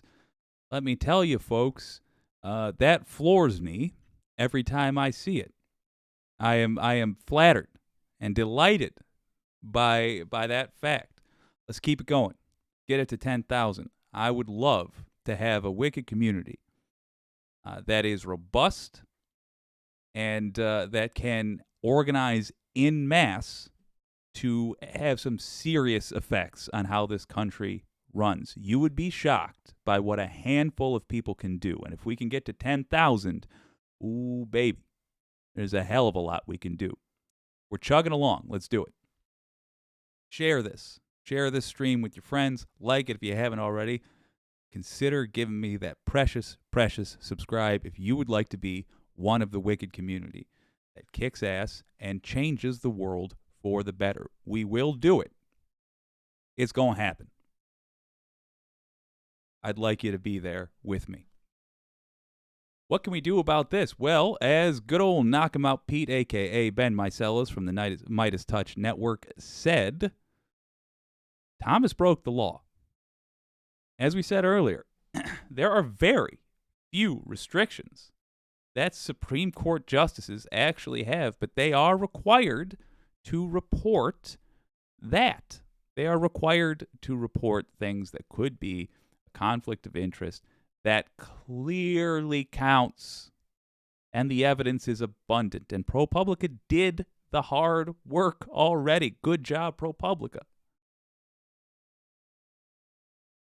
Now, we have to do the kicking in the butt that we had to do with Merrick Garland, for example, that we had to do with our state-level prosecutors, because they weren't interested in pursuing a powerful person. That wasn't American tradition until the people got angry and the people got loud and the people made it clear that they were paying attention. Now, once again, our politicians need to know that we're paying attention, that we see this, that we're no longer in the America that blindly, passively sits around like a bunch of sheep, waiting for the farmer to decide that they've got enough wool and what they need right now is mutton. No, we're not that anymore. Contact your representatives.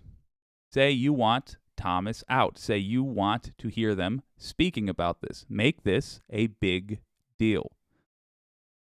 Link in the description. Contact your representatives. In the VOD, I will provide a script. In the live stream, oftentimes, I don't have as much, I guess, what do you call it, bookkeeping? As much of the paperwork, I guess, in place. And I apologize for that. I'll try to get better. But in the VOD, there will be a link in the description. Contact your representative. Use the script if you prefer. But tell them Clarence Thomas has got to go. Does your representative have the power on their own to boot Thomas out? No. But they speak for you in Washington. For this to happen, it needs to be made clear to our leaders that this is something the American people want.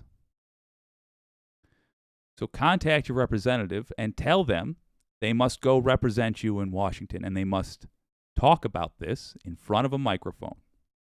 Next week, I want to see clips of representatives from all over the country, little-known people making a name for themselves, as they get in front of a mic and say, Clarence Thomas cannot sit on the U.S. Supreme Court. And by the way, I look forward to the a-hole Republicans who say that this is because he's black. I promise you, they're going to try to do that. They are that low. They are that basic in their politics. And I look forward to that because we can then spotlight our first story. We can then say, no, this is what it looks like.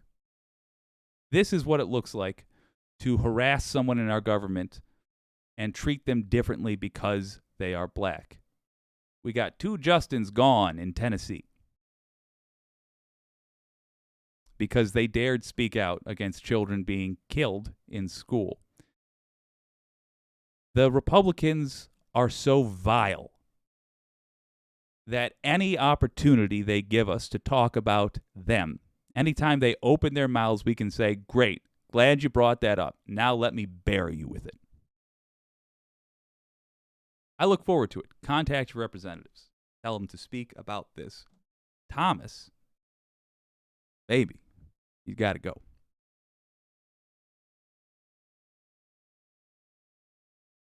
Let's have a look at some of those comments.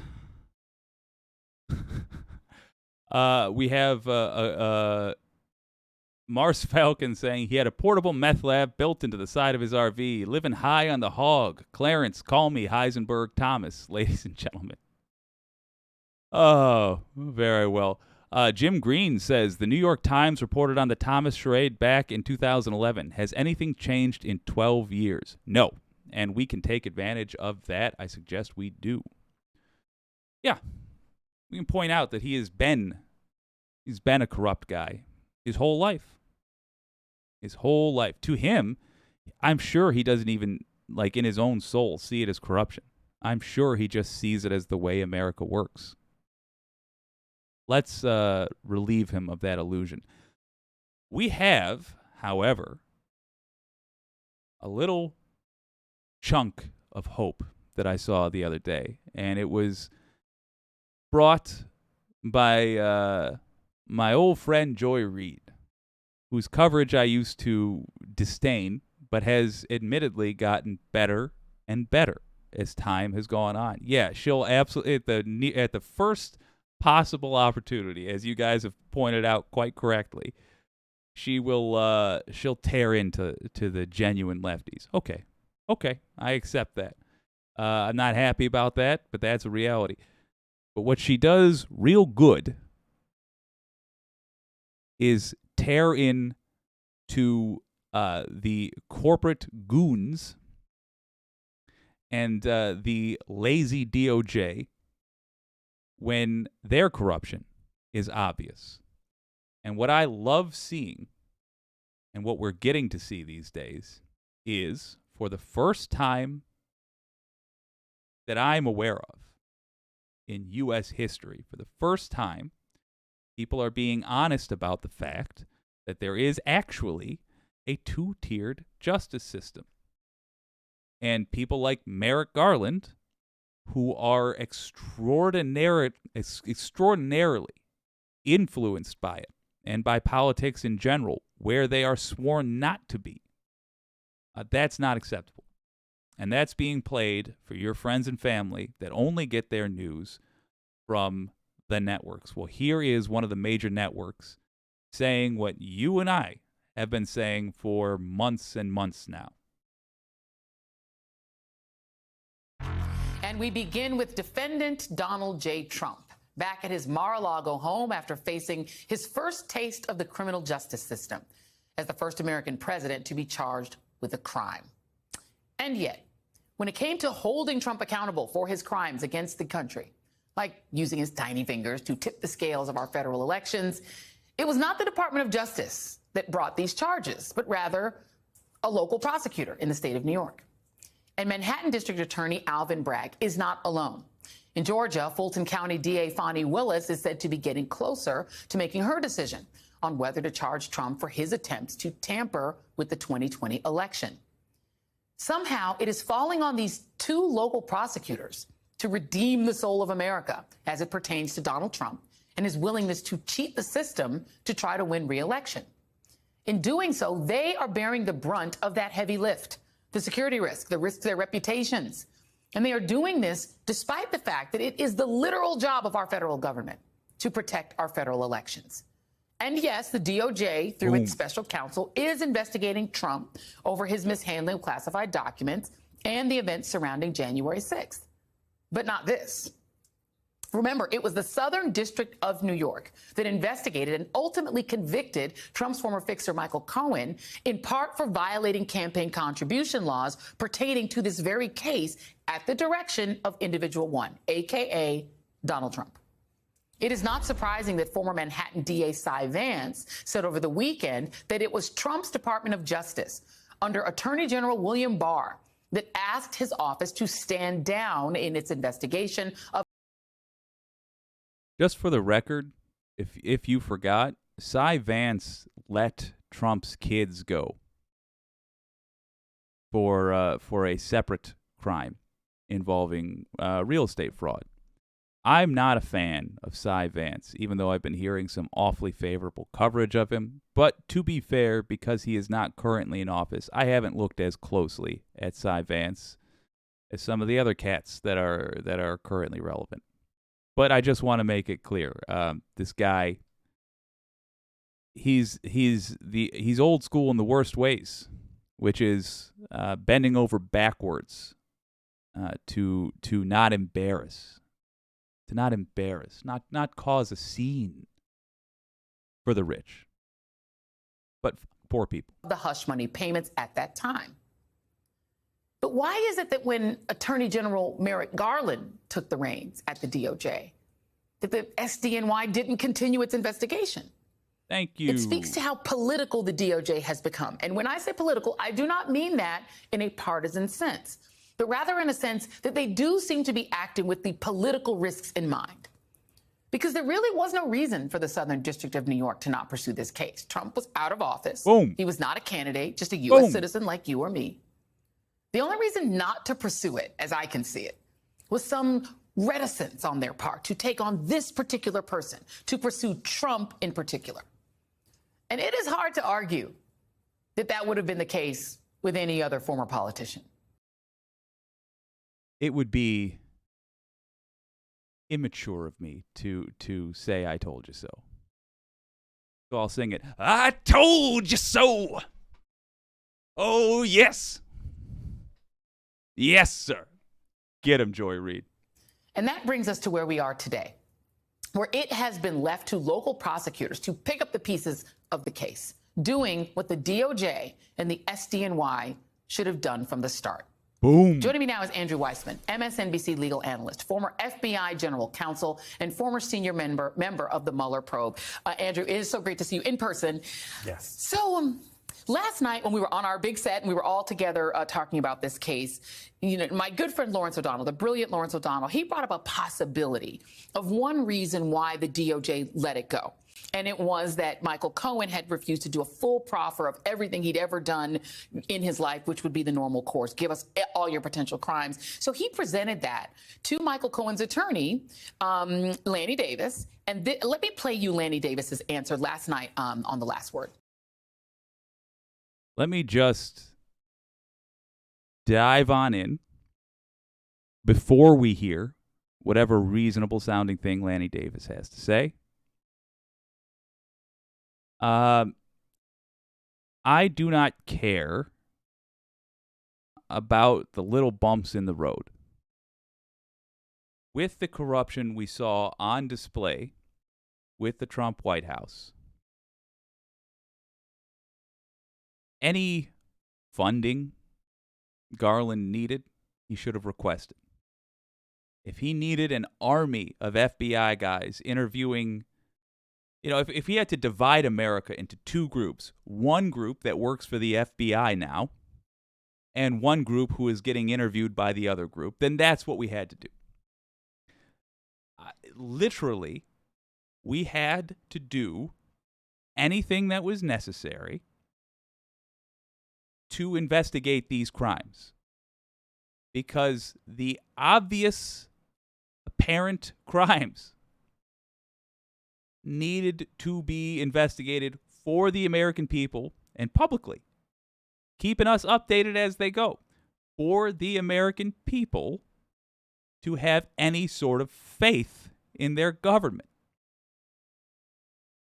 I keep hearing about people saying, like, well, if this happens now, what do we do when things get intense? These are the times. These are the times our country should be concerned about. This is the test. So literally, I don't care if Lanny Davis is going to make kind of a good point or not. The whole case should not have required the cooperation or not of Michael Cohen, because these were blatant crimes with paper trails. Let's find out what Lanny Davis said about this. Take a look. Why did Merrick Garland, is what you're asking me, not proceed? Well, something called January 6th occurred, the inauguration occurred, and Merrick Garland probably made a practical judgment, not necessarily one that I would applaud, not to look back and prosecute Donald Trump, who had just left office. Probably he made the judgment, we have better things to do, but that's the second guess that we all can make about Merrick Garland. Does that track to you? No. It doesn't track. First, I think it's a really important and terrific topic. Everyone knows what happened with Barr. That's easy. You know that you want to talk about politicization. He's just like, you know what, this is my guy, hands off. Just killed the case. I think I want to give one benefit, though, even though it is totally unfair that the states are sort of carrying this burden, as you said, which is, if there were to be a Republican president again, these state charges in Georgia and in Manhattan, they stick because a federal pardon cannot affect them. So, that's a good one. Even though that doesn't really. Thank you, Joy. It was a great point. When we made it months ago, ooh, baby. Yes, it makes Trump immune from a pardon that Biden, it's certainly Biden of 2020. I'm not sure that Biden still feels this way, but Biden would have just been salivating to be able to give. It's a recent phenomenon that people are just criticizing the Nixon pardon. I did not used to hear that in regular discourse. It would be a thing that the crunchiest, leftiest professor would occasionally grumble about at the tail end of a conversation. Now it is, in some cases, the focus of conversation on here. What a disgrace the Nixon pardon was. And now we're seeing folks like Mehdi Hasan talking about the fact that, hey, Bush did some terrible things. In fact, some, crime, and we should treat it as such. Good. Let's just keep it going, because they're saying what I've been desperate for people to be saying on a major network for years. Baby, it's here. Totally addressed your issue, which is why was there dereliction of duty? But I'm just saying there's this unintended benefit, which is that if the states are going forward and you have Georgia and New York, they will actually stay. Yeah.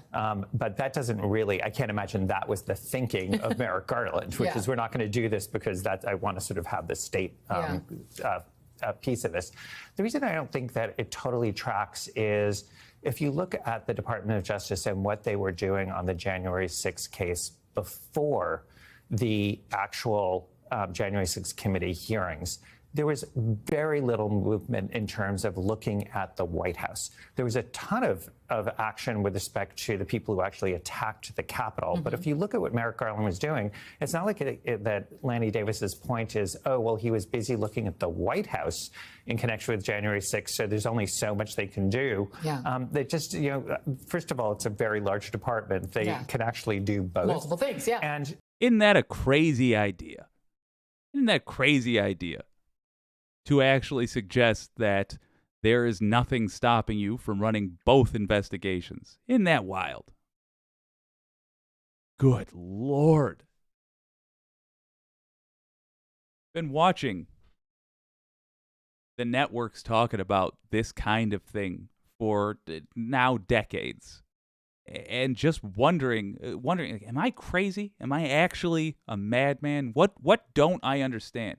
So often I talk about intelligence and, not feeling like you're dumb. Because I spent, and I see other folks going through the same thing, years thinking I must be missing something. Because to me, it seems like if it looks like somebody did multiple crimes, you ought to have the resources in place that you can investigate both and not say, well, we only have one guy and he can only work for 2 hours a week investigating any given crime. That's wild. Yes. My God, yes. If you feel a chill right now, that's because the Overton window has opened up and justice is breezing on in. Wireless Mike says, personally, I'm glad that it's being done by the state because it's out of bounds for a presidential pardon. Correct. All right, well, let's let this keep going. They really weren't pursuing Donald Trump in any form until they were sort of, in my view, sort of embarrassed and given cover by the January 6th committee to say, like, what on God's green earth are you doing? And you had many people on the committee who were very angry. The people who were former prosecutors on that committee were all saying, what is happening? Because they'd never seen a situation where Congress was out ahead of the Department of Justice. So I think the best that can be said for Merrick Garland is he was thinking that it will look like we are politicizing the Department of Justice if we do this. Right. When your point, which I think is the right one, which is by not doing it, you are actually politicizing the DOJ because you're taking that into account. And I think that the better course is to what we were told when I was trained as a young lawyer is, you know what, do the right thing. And that you'll know in your heart that's the right thing to do. And you know what? People on the left and the right and the middle might criticize you, but that's what comes with the job. And I remember when I was at the FBI, Director Mueller said, you are always going to be criticized, no matter what we're doing. So let's just stick to our guns and do the right thing. So I think it was probably the wrong judgment. Idea. I do think that Jack Smith now is where he needs to be. And is. God bless Jack Smith. I did want to read the follow-up to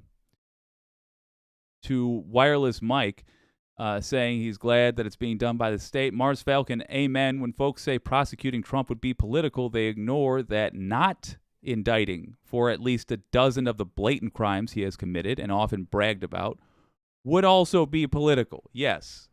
Thank you. Good Lord. Why is it so... I take it back.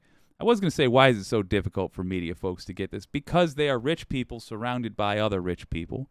And when they talk about this kind of things, they don't feel the injustice. It takes a lot more for them to feel it. Wicked Foxy Dragon says, yes, you are crazy, but not because of this. Just kidding. Leon Chevalier says, F the New York case. Let Georgia, a red state, go to town on the loser Tangerine. Yeah, I think let Georgia go to town on him, But don't F the New York case. Everything. Every single thing. When they try to let it go, we drag it back into the spotlight and say, no, if you're Merrick Garland overwhelmed by all this crime you have to investigate, then you shouldn't have accepted the job as the top crime guy in our country. You need to go and let somebody who can wear the big boy pants put them on. Personal opinion. The documents and the accompanying, Mars Falcon, the documents and the accompanying obstruction and the intended retrieval may be the clearest case. Yeah, get them for all of them. And I'm sorry, I missed it. But who said that?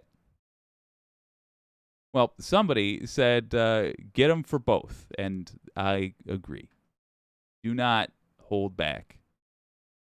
By all accounts, that's going forward. But that time delay, we're all looking at the clock right now. There's going to be an issue because those charges. I think they watched our 56 for 45 stream when we talked about the 56 crimes this guy's being, or this guy apparently did. Yeah, the clock is ticking.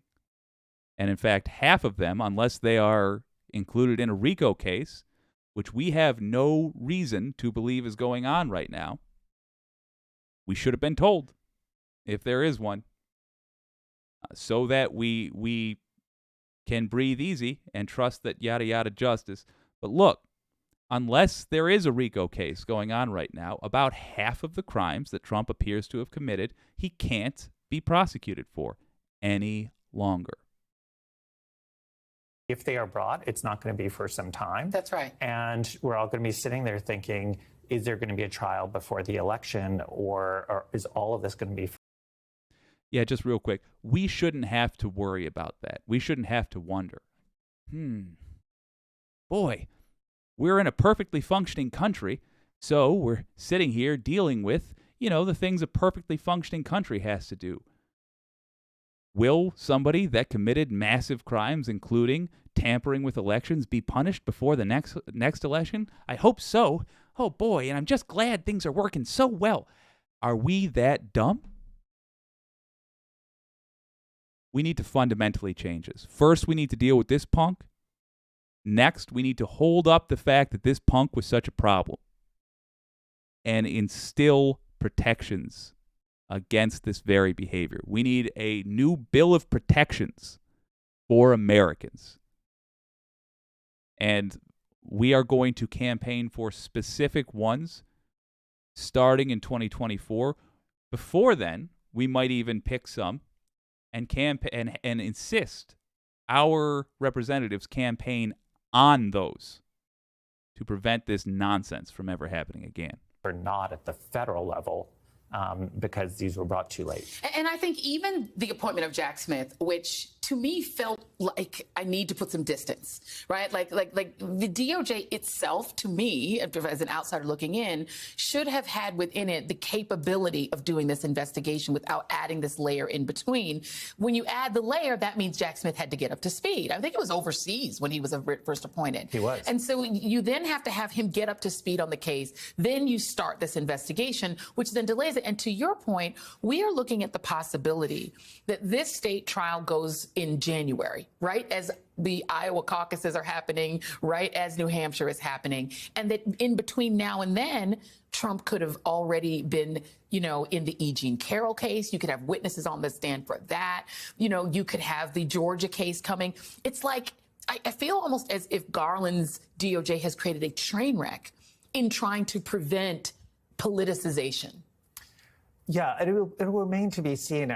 I'm not sure. At the end of the day, you could end up in a different situation. Just to play out a sort of a different hypothetical, is you could end up with 4 separate criminal cases, 2 at the state level, 2 at the federal level. Good. The Mar-a-Lago case, because it's relatively easy in the sense it's a narrow set of facts, that could actually jump forward quite quickly in terms of when there's an actual trial, and that could happen before an election. But I agree with you. If the issue is holding someone to account, you have somebody president who, while they're in office, the Department of Justice says you can't prosecute the person.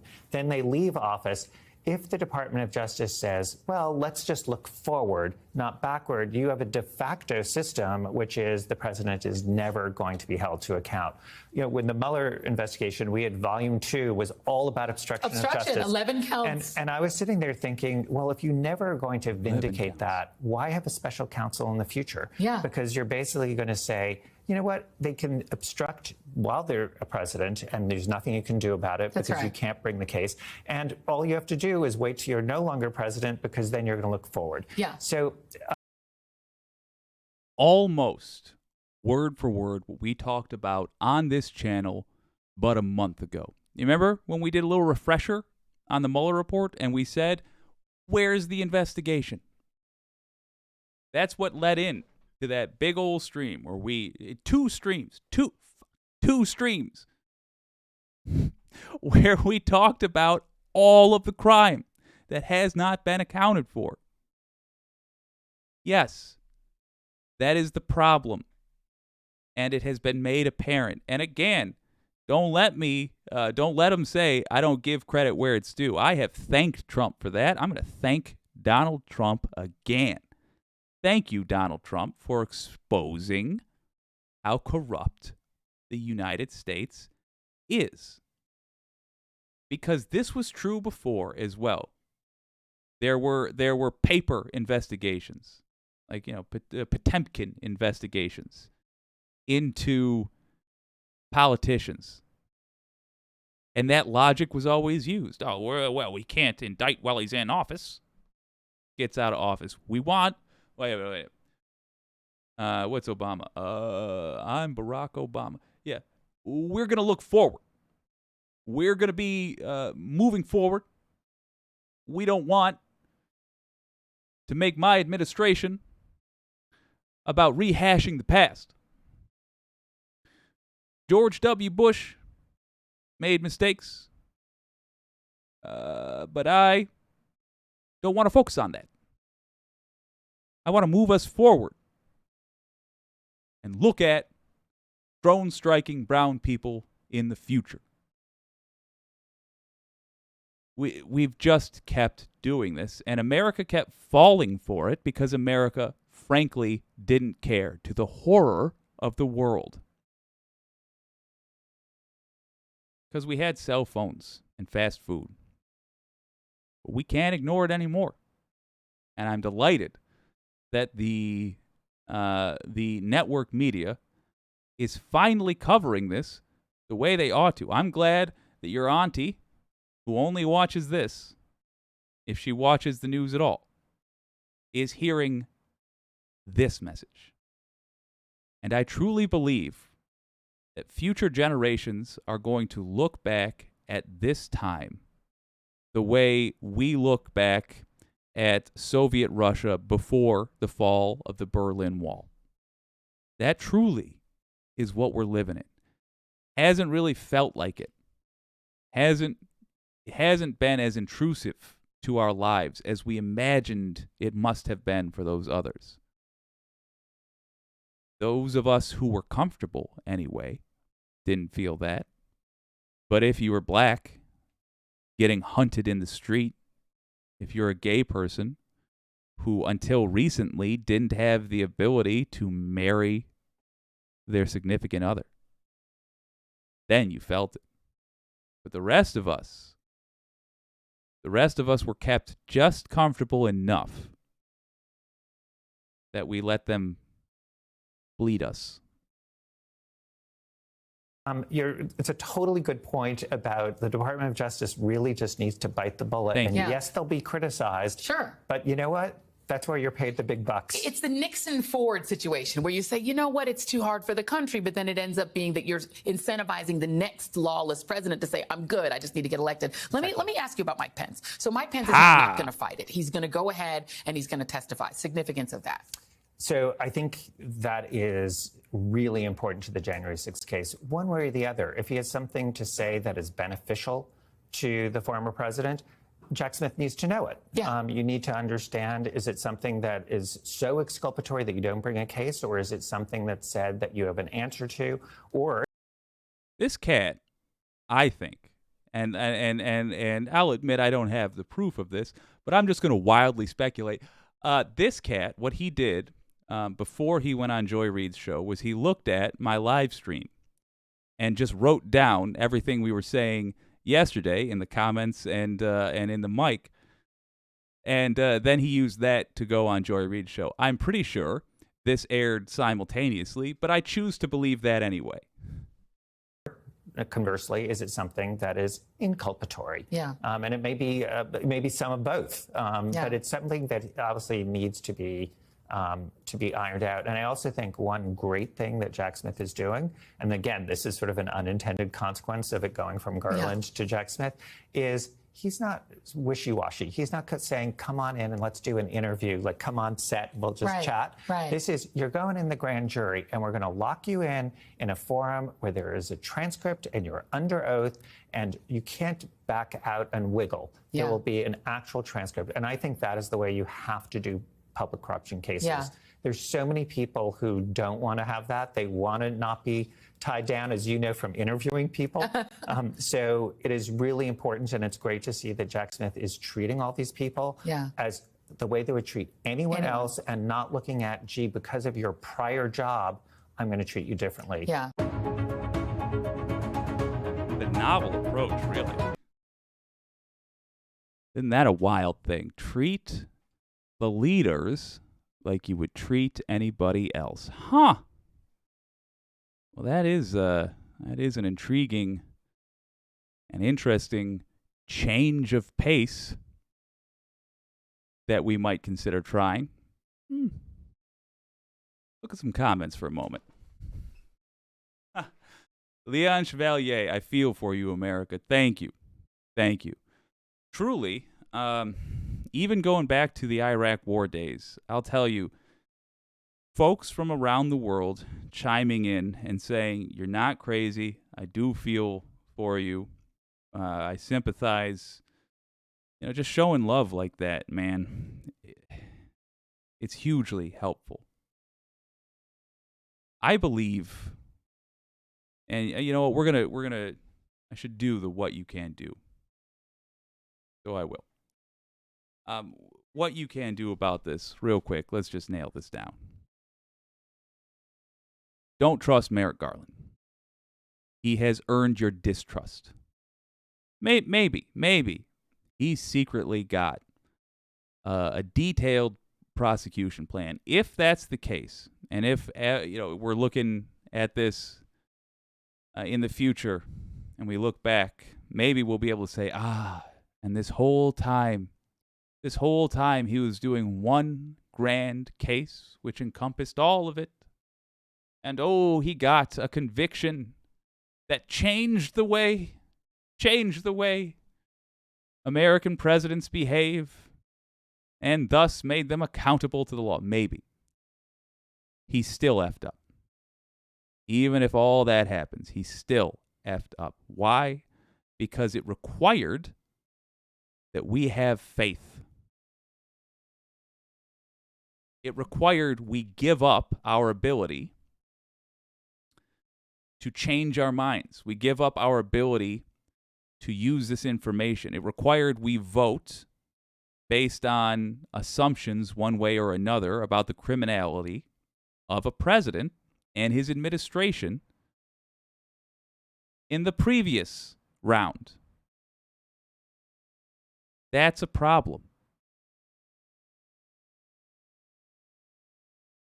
We already had an election where that happened. People had to vote vote based on whether or not they had assumed guilt. That's bad in both ways. It's bad. It's unfair to the politician who theoretically did the crime, or who theoretically could have done the crime, because people that don't like them are now sure they hate them. It's unfair to the American people.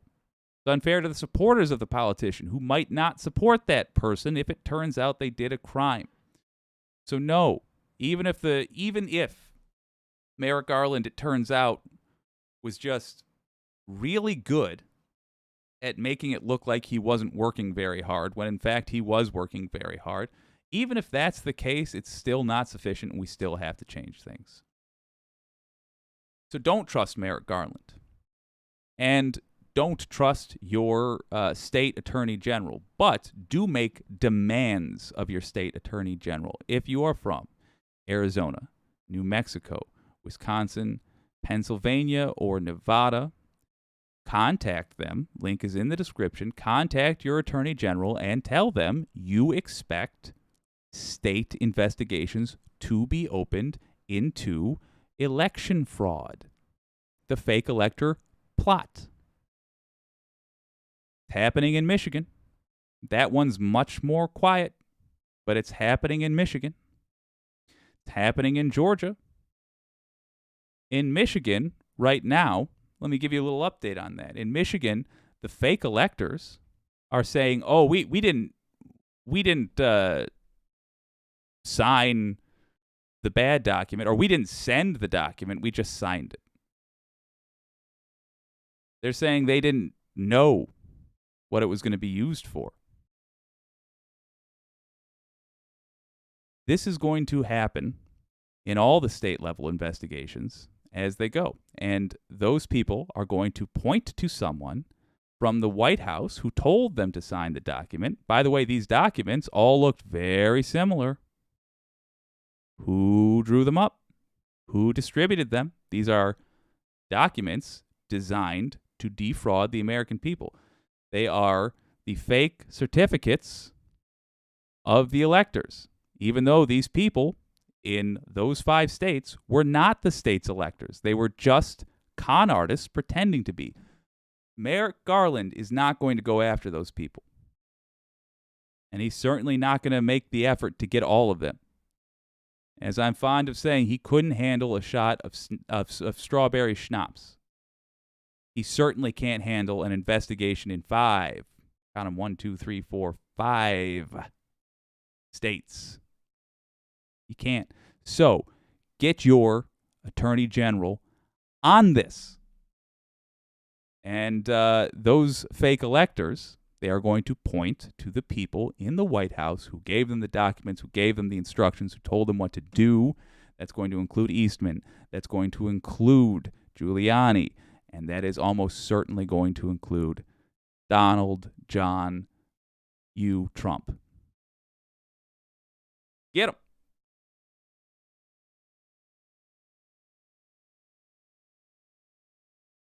Here's something wild. I don't believe that America or Russia survived World War II. I think a tragedy of the psyche happened after, with Fat Man and Little Boy, America wiped out 2 cities, Hiroshima and Nagasaki. And we saw what Hitler was doing to millions upon millions of people in death camps. I think the people of that time experienced the death of innocence. I think we realized 2 things that terrified us, and I think the whole world, frankly, had this same revelation, just America and the Soviets handled it worse. We realized that we are nothing but intelligent beasts, and that we do beast things sometimes. Just like it's a fact of life. Sometimes evil lions eat the cubs of their now deceased rivals. Just like that happens. Sometimes a human, which is nothing but a mostly hairless ape, sometimes a human will just murder with the power of industry millions. Humans are capable of heartlessly making that decision, and we also realized that we have the ability to kill the world. And I think that just broke us.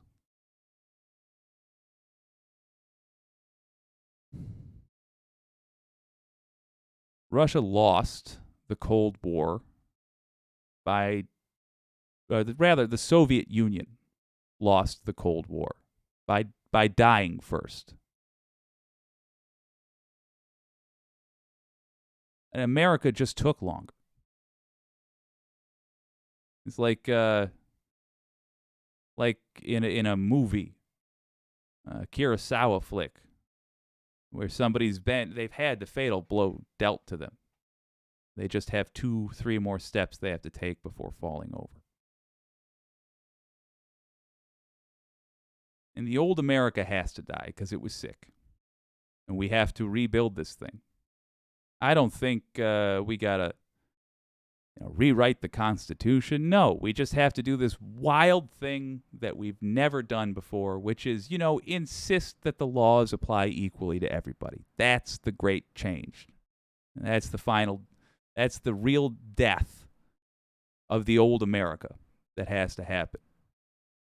No more fat cat chomping on a cigar gets to pay $1 million to the right people to dodge the law. No. We have to get serious about how we run the country. That includes dealing with these school massacres. That includes dealing with corrupt officials. That includes, yes, applying the law to our leaders and not having an aristocracy which we allow by being passive to be above the law. We have representatives which we can harass, and we should take advantage of that. Make their lives uncomfortable until they are singing the song you want to hear. They are supposed to represent you. We don't even have to really wait for 2024. We can write the Department of Justice, for example, and tell them the OLC opinion that you are following that allows you to not do your job because of a job title held by somebody else has got to go. The OLC opinion that made it so that we would not investigate Trump or level charges against Trump in office because that wouldn't have been fair. And we did it for Nixon too. No, it's perfectly fair. It's still, in fact, an advantage for that guy who's in office. Crimes is crimes, baby. And if a president finds himself unable to do the job because they are required to be at so many court appearances, well, guess what? That's why we got a replacement as part of the package deal when we elect one of these cats. That person is also involved. They're also in court. Well, we have a whole chain of command. And if we're worried about abuse of that, that's a fine thing to be worried about, and we should watch out for it. But we are currently experiencing the abuse that happens when that feature of a functioning democracy is not present. The ability to hold our leaders accountable. We are currently experiencing and have experienced the downside to failing to insist that our country be a just one. For all of this stuff, everything you've heard tonight, for all of it, I do have a recommendation. Get a folder or a notebook or just a piece of paper and write down these issues in very broad terms. Let me tell you what I used to do before I'd quit a job, because I'm a millennial, aka somebody eyeballing 40 who lived in the gig economy his whole damn life. There would always come a time when I'd say, all right, I got to go for this reason or that. And I would often remember old jobs fondly and wonder, why the hell did I ever leave? And it wouldn't be until a smell hit my nostrils or a sound hit my ears that it brought back a memory, and I'd say, that's right, that's why I left. That was a living hell. So I started doing something. Like a week before I'd quit, while I was really thinking about if I was going to quit and move on to something else, I'd start writing down the little things that I knew I'd forget later that had just annoyed me. Coworker chewing with their mouth open. Be like, all right, if I leave here, I will never again have to see goddamn Rick doing this thing or that thing. Started writing when I went into my pocket, or when I put the debit card in the machine, and it would reject the sale, and I'd have to go back and put some of my groceries back. Write that down. Be like, this is why I'm quitting. Write that down for 2024. This is why we need to get rid of Republicans. For every issue talked about today, Republicans stand in the way of progress. Republicans, it so happens, are also the cause of the individual problems here. But the truly important thing to understand is that if we want to fix this, they have to have no power. Any power we allow Republicans to have will be used to stop us from fixing this. They will stop us entirely if they can. They will slow it down and make it the next generation's problem more likely. Write these down. It can be one sentence each. It can be a couple of words each. But write this stuff down. You will find that it really helps you in a couple of months when somebody asks you who you're going to vote for. Out of the blue, you get asked that. Why are you going to vote? What do you care about? What are your issues? When you get asked by somebody new to politics, perhaps, or somebody considering switching, you'll be able to refer to that list. You want to know, feeling kind of tired, you want to know, should I volunteer my time over this weekend? First of all, I think it gives you energy. It doesn't take energy. It gives you energy to fight this stuff. To suddenly not merely endure, but combat it. That gives you energy. But if you're looking for a little boost to get yourself signed up for one of these causes, read the list that you wrote yourself about why you want a change in 2024. In 2024, we need a blue House, bright blue, a bright blue Senate, and somebody in the White House who can be pushed towards a democratic United States. We've got that in Joe Biden. A second-term Joe Biden, a man who's looking to make a legacy, absolutely. It's going to be a lot easier to push that guy. And by giving him a bright blue House and Senate, we also eliminate excuses.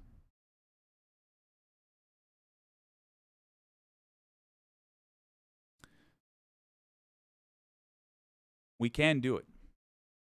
In fact, I think we will do it. I think we're going to be successful. And to help us do that, I recommend writing down how you feel about these issues. Oh, got fascinating chat. Leon Chevalier says, my ex-GF, who's non-political, is worried about you folks across the pond. Oh, Jesus. She's right, too. My grandparents were occupied by the Nazis. My grandfather was in Korea. Good Lord. My mother was born under Turkish fire. I know the price. Brother. That's a hard family history, but congratulations to you as proof that they made it through it and contributed positively to the world. Delighted to have you, sir. Patrick Kibido says, I'm 54. I can already make this list. Hell yes. Good. Franny P., I lost my dad in Vietnam, also a Korean War vet. I appreciate his service. I'm sorry it was abused. Leon Chevalier says, thanks for your love. Keep fighting. Hell yes, brother. Yep, we're having, I gotta say, as ugly as some of this stuff has been, we are having a renaissance in the United States. And there's all kinds of people. There's people that are going to put forward all kinds of suggestions for what it is. Your old pal Jake will tell you the headline of all of it. It's that we're interested now. The American populace did not used to follow this. You individually may have, but largely, when there was a vote on a thing, it just, nobody really examined it too closely. Now they do. Because fascism demands attention. And that is, fortunately, it has happened in a country, in a time where there is enough power remaining in the people's hands that we can use it to knock them out. We gonna keep at it, folks. Thank you for joining us tonight. This has been WYCD Wicked. That stands for What You Can Do. My name's Jake. I'll see you next time.